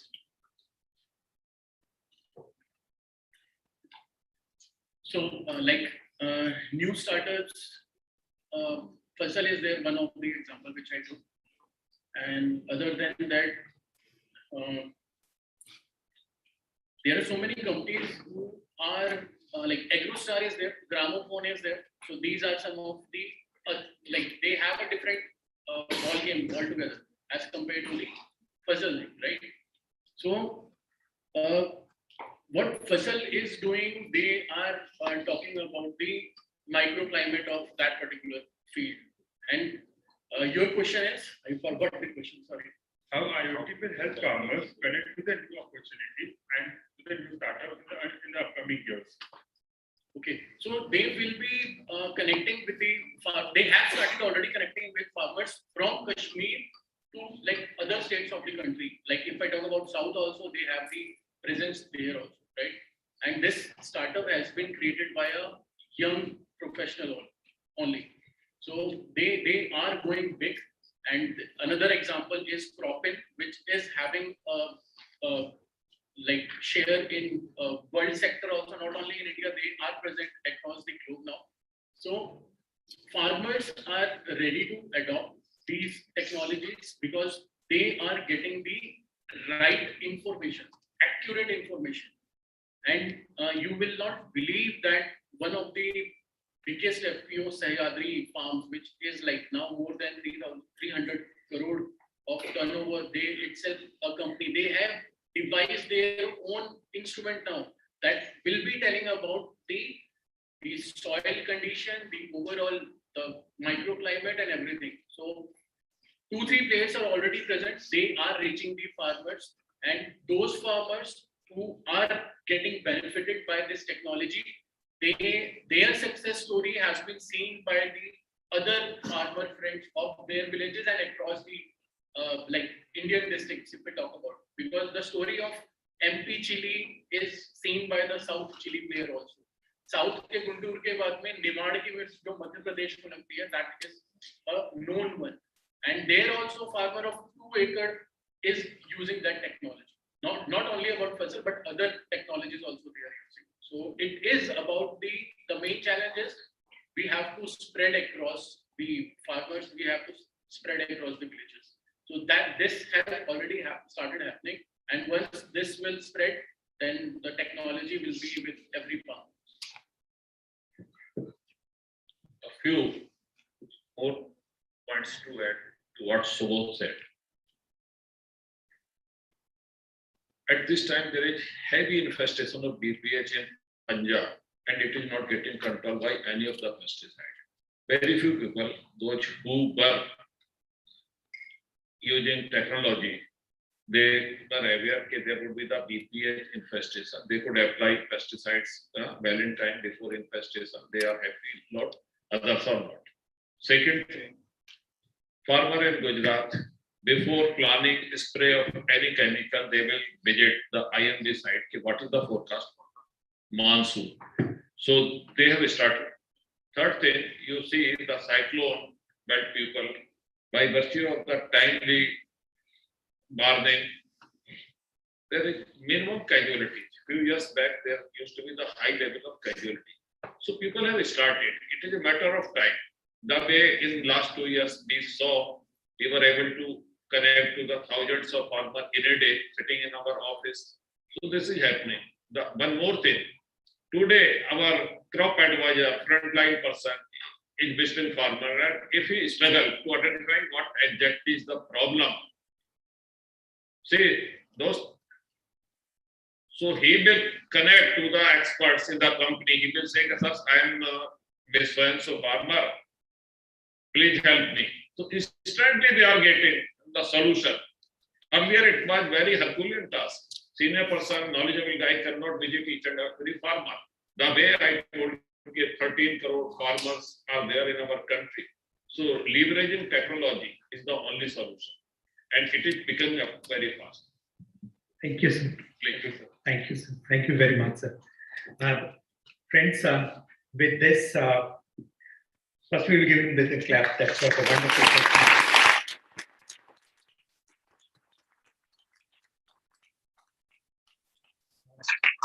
Thank you very much, both of you.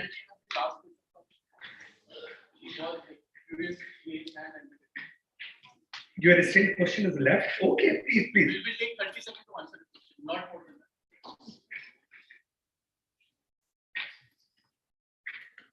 Good evening, sir. Myself is Pooja Sahu from first year batch of MBRM. So my question is, as you mentioned that there are many fake products available, fake pesticides available, that farmers can't really differentiate between. They don't know the name of the chemical, be it imidacloprid or chloropyrifos. So how do we make them aware of what is fake and what is real? Because they buy in the name of branding. When it is fake, how do they distinguish between the two fake products or the original product?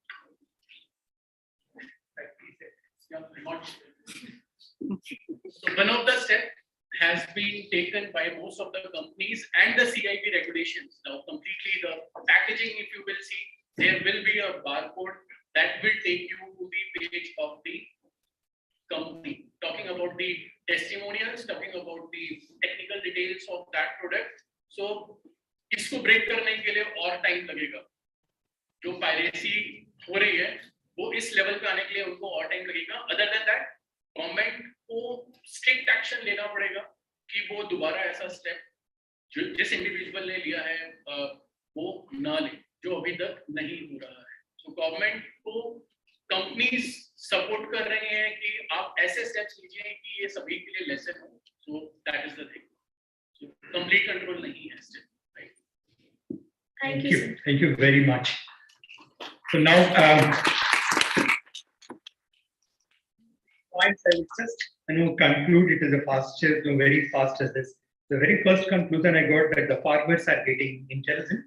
Second, I got the agribusiness sector has got a lot of scope, and but we have a lot of limitations as well as the challenges as well. But the opportunities are many in agribusiness sector. So I hope that taking both of you point of view, there will be many openings for the recruitment of newer students because opportunities are many. So we hope, sir. Thank you very much, sir. Thank you very much. With this, we end this the close the session. Over to you, please.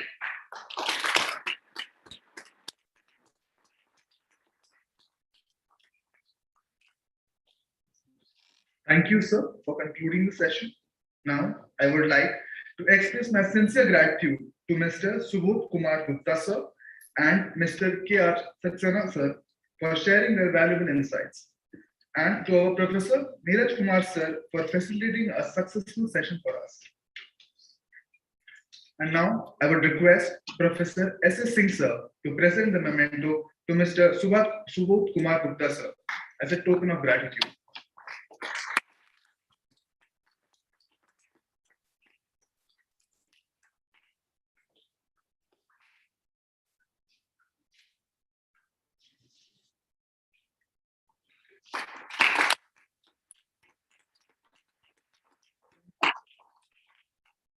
Now, I would request Professor Pradeep Kumar Mishra, sir, to present the memento to Mr. K.R. Saxena, sir, as a token of gratitude.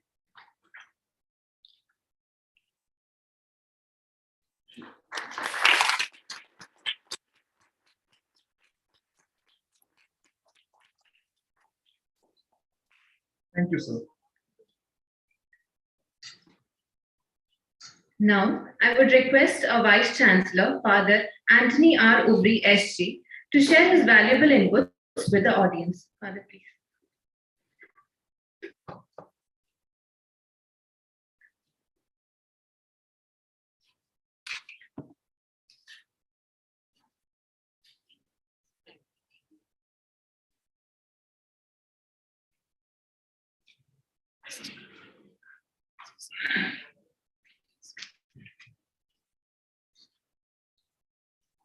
Distinguished speakers, Professor Neeraj and my faculty colleagues, and my dear students.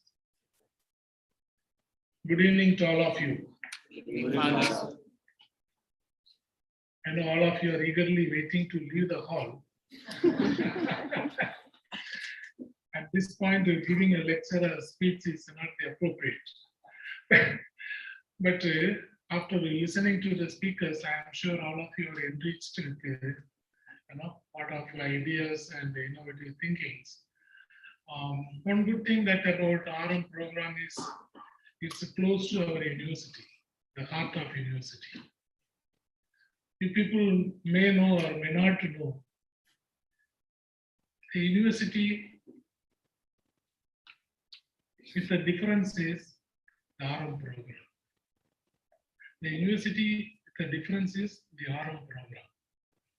Or in other words, when we started XIMB, Xavier Institute of Management in 1987, we got permission from our Jesuit fathers, the top authorities, not to run a business school like XLRI. But this business school should be with the difference. What is the difference? Besides business management program, along with that, over the years, we also started rural management program. That was the difference. As part of the rural management program, we also had a center called CenterIt.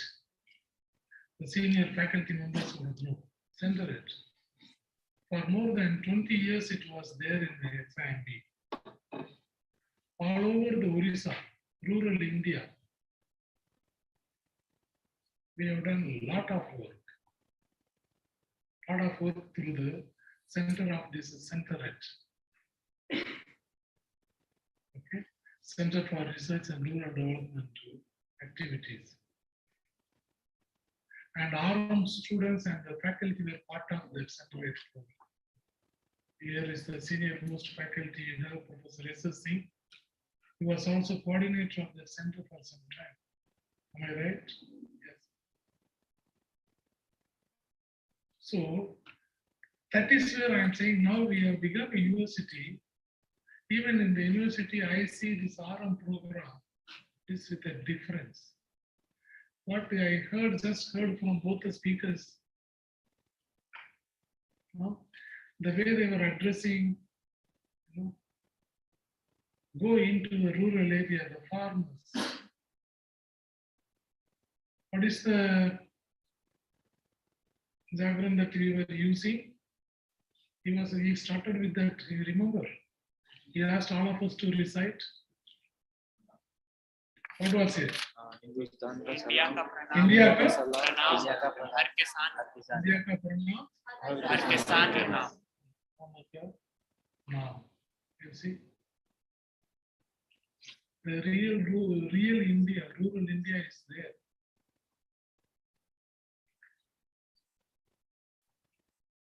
Therefore, my dear friends, now as a rural managers, you need to take a lead in enhancing and empowering this agriculture sector.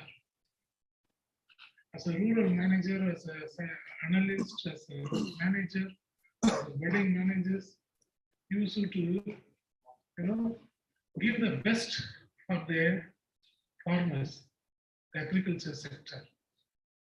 Don't look for only the plum job or corporate job all the time. Even in the corporate, you have to focus on the agriculture sector, where the farmers get the best and they get the best value for the money that they invest and for their hard work. So cultivate such a spirit, and as a rural management students, you should also make a difference in your career. Now each one of you should think, what is the difference that you are going to make after completing our program? Or what do you want to be? Not at the top level, sitting in the boardroom all the time, no. After completing rural management program, how productive, how valuable, how useful you are going to be for the agriculture sector. What way the people can benefit from you, you need to visualize and accordingly prepare yourself. So with these few words, I thank all the organizers. Yes, this RMAX event is it's an annual feature actually. There are many more things are there as part of this RMAX. Abhivyakti is one of the small programs. Brahmotsav is there, and RLL is there. There are many more programs that hands-on experiences you will have, first-hand experiences. So RMAX organizers and the faculty team and the student team, I thank each one of you for organizing today's Abhivyakti, and I think it was a grand success. Thank you very much.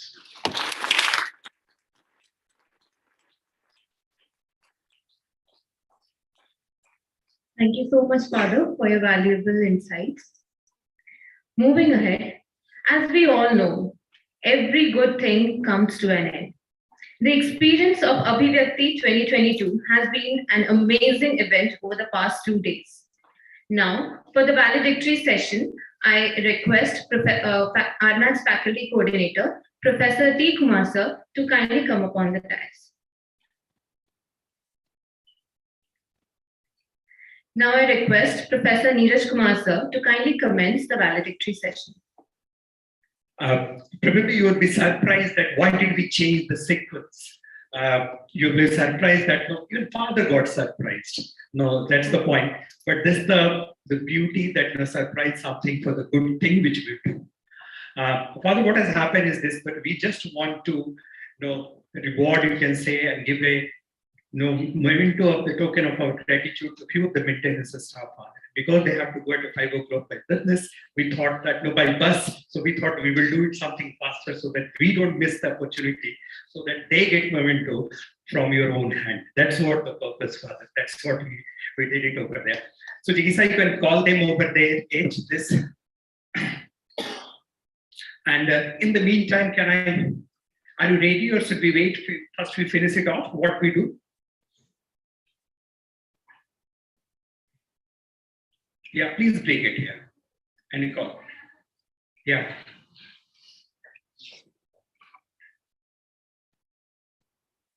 There's the names. Huh. Bring it here.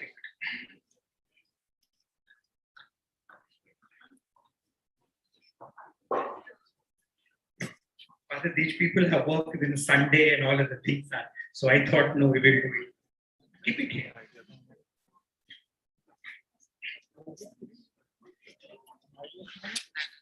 So I will call the name by this over there is this Pradeep Bhaina. Please come.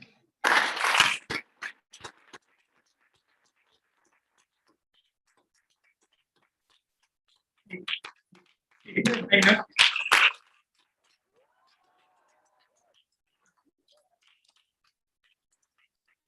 Rakesh.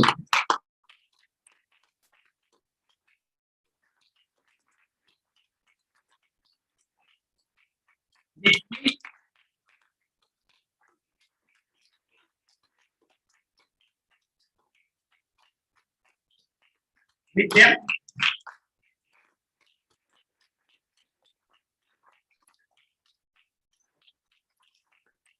Huh?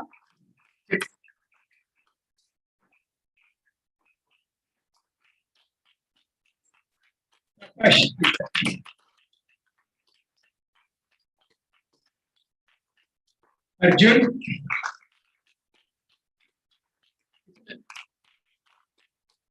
And Krishna Chandra. Krishna.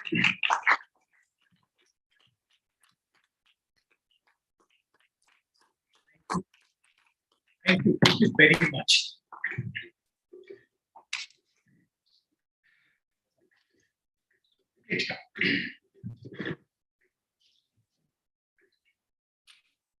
Friends, now I will request our CASI coordinator to come and have a presentation, a very small presentation, so that Father can know what all events has taken place and who all have spoken from which organization. This is just for you, Father, and the other two members who are here. The last 2 days, what are the things has happened? Over to you. Thank you, sir. Good evening to one of present here. So I, Rahul Shinde, coordinator of RL Career Advisory Services, would like to express a few words in light of the highlights of Abhivyakti so far. Optimism is a strategy for making a better future. Because unless you believe that the future can be better, you are unlikely to step up and take a responsibility for making it so. by Noam Chomsky. Such in-depth understanding and revolutionizing thoughts can be traced in Jesuit learnings, which has seen history of impeccable achievement with the hard work and determination that this institute puts in exemplary and deserves every bit of recognition. The School of Rural Management, XIM University, is one such exemplary paradigm which is devoted in upholding with the values of Jesuit learning. By giving plethora of opportunities that are both interactive and invasive, that allow us to become critically and analytically aware rural managers. The domain of rural management is such that it has been dedicated to transforming lives through empathy since its inception. These deep-rooted values that have now been encrypted in each and every student of RM is due to the environment that has been created and fostered by our faculties and is being carefully passed on with each batch for the past 27 years for and imparting with quality education. The annual business conclave of School of Rural Management, which is organized by Rural Management Association of XIM University, in association with RM Career Advisory Services, that attempts to bringing together some of the best thinkers in the field on one platform. It facilitates the exchange of new ideas and concepts, providing means to develop a consensus on understanding the evolving sectors. This year's theme was sustainability in business, challenges and opportunities, reflecting on some of the most prudential and agile firms across India, who shared their valuable inputs with our students. This year, we were fortunate to host some of the exceptional changer makers from different domains, which we would like to express our sincere gratitude and honor for gracing us with their presence.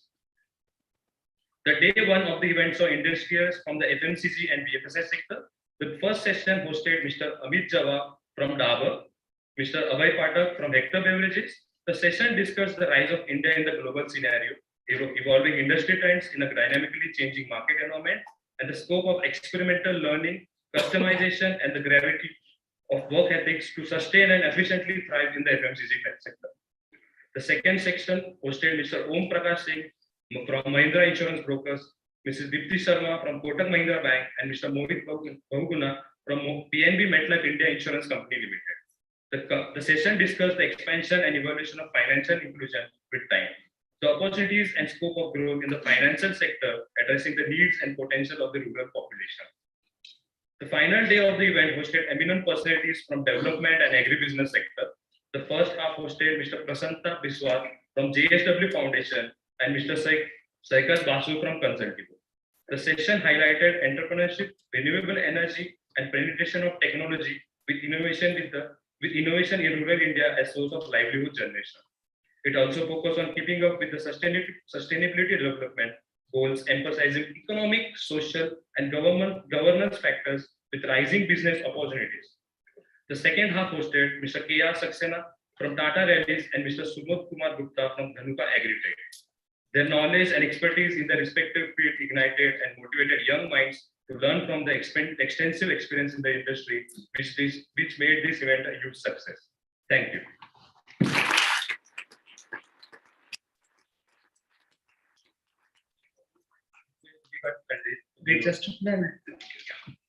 So now I will request Professor T. Kumar to speak towards your experience about this. Well, thank you, sir. And I thank Father Anthony Uri for raising this occasion. And I've been personally witnessing Abhivyakti from 2014 onwards. And as Father said, when they got permission to open XIMB, then RM school, or at that time it was RM program, was the identity of XIMB, with which they got the permission from Rome. So, I mean, if I can say that, if I can stretch this logic further, I would say that, say, RMAS is the identity of the RM school, I mean, among the committees. And of course, maybe Abhivyakti is also not key, or maybe the most important event connected by RMAS. And for the last 2 years, something good has happened in the sense that CAS also has been formally and institutionally have been a part of organizing of Abhivyakti, and that has actually buttressed the process and also aligned our goals up to the most important placements. And I thank Neeraj Kumar sir for that initiative, and I thank all the unsung heroes. Of course, it's been very good that those unsung heroes, there is the DLF and the MTS staff and the non-teaching staff. They've been honored on the stage today, and that's the first time that this is happening here. And yeah, so thank you, one and all.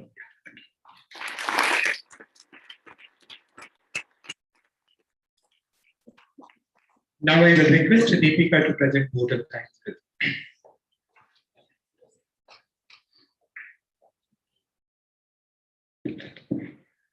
Good evening to one and all present over here.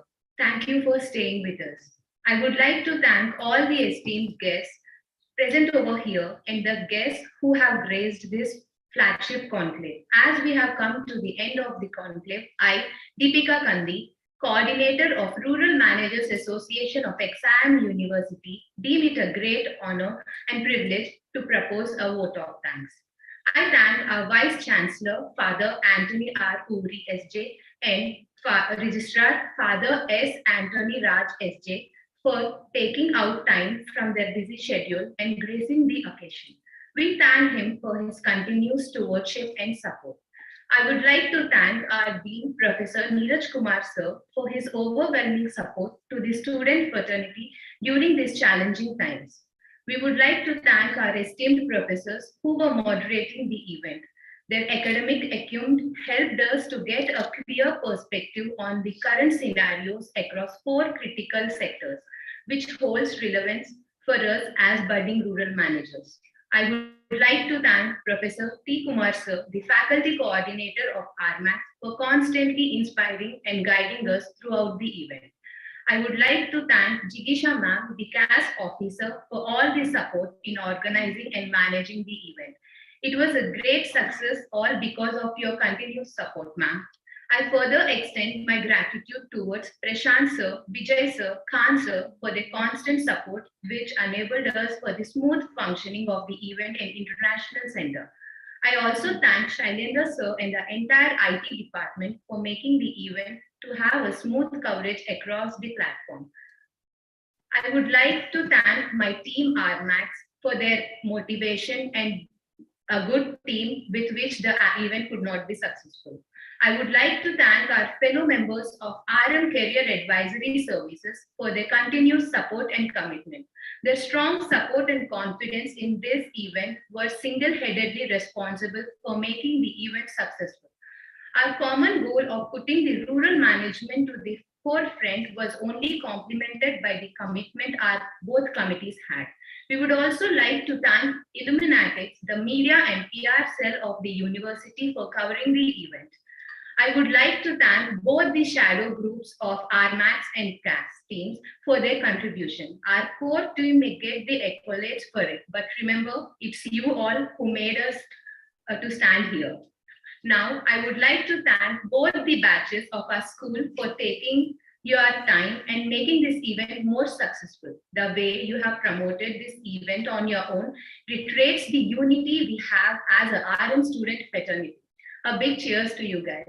I owe a special gratitude to all the Viners for their back-end support, which made this event to run smoothly. Finally, I would like to leave you with a quote by Anatole France. To accomplish great things in life, we must not only act, but also dream. Not only plan, but also believe. Thank you. Team RMAX.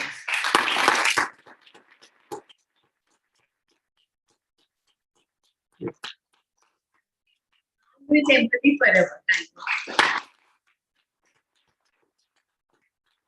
you. Thank you very much. Before I say, Father is already, we must say this. 3 cheers for RMAX and CAS team. Hip hip. Hip hip. Hip hip. Great. Thank you very much. With this, we conclude this program. Thank you very much.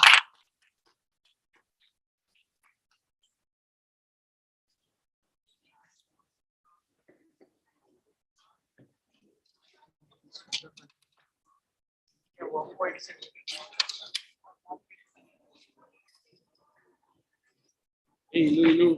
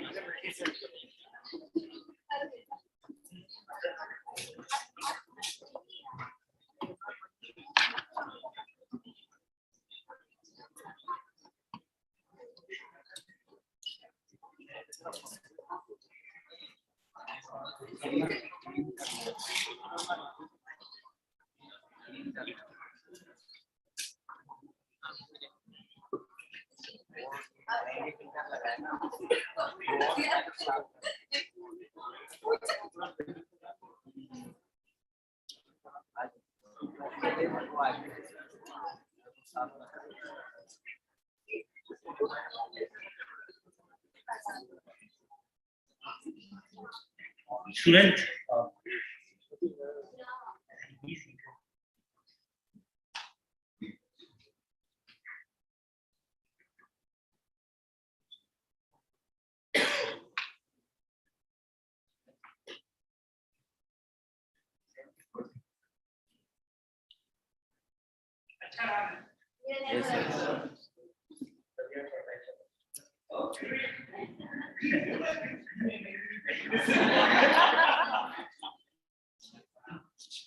Students of both the batches are requested to collect their refreshments from the foyer of the building at the ground floor.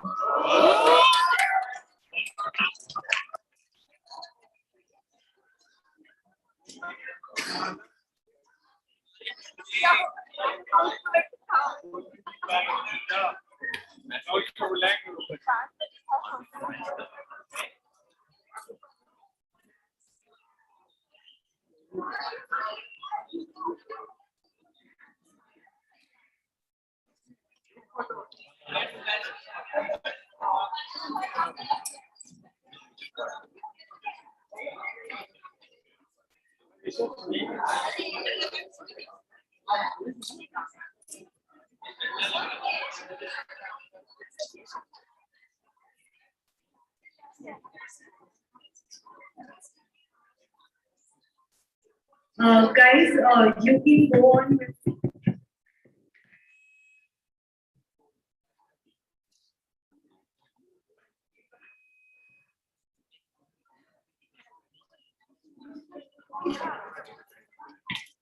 Second years, you can proceed to get your refreshments on the dining hall. Please move out of the venue silently. And later on, first years can join.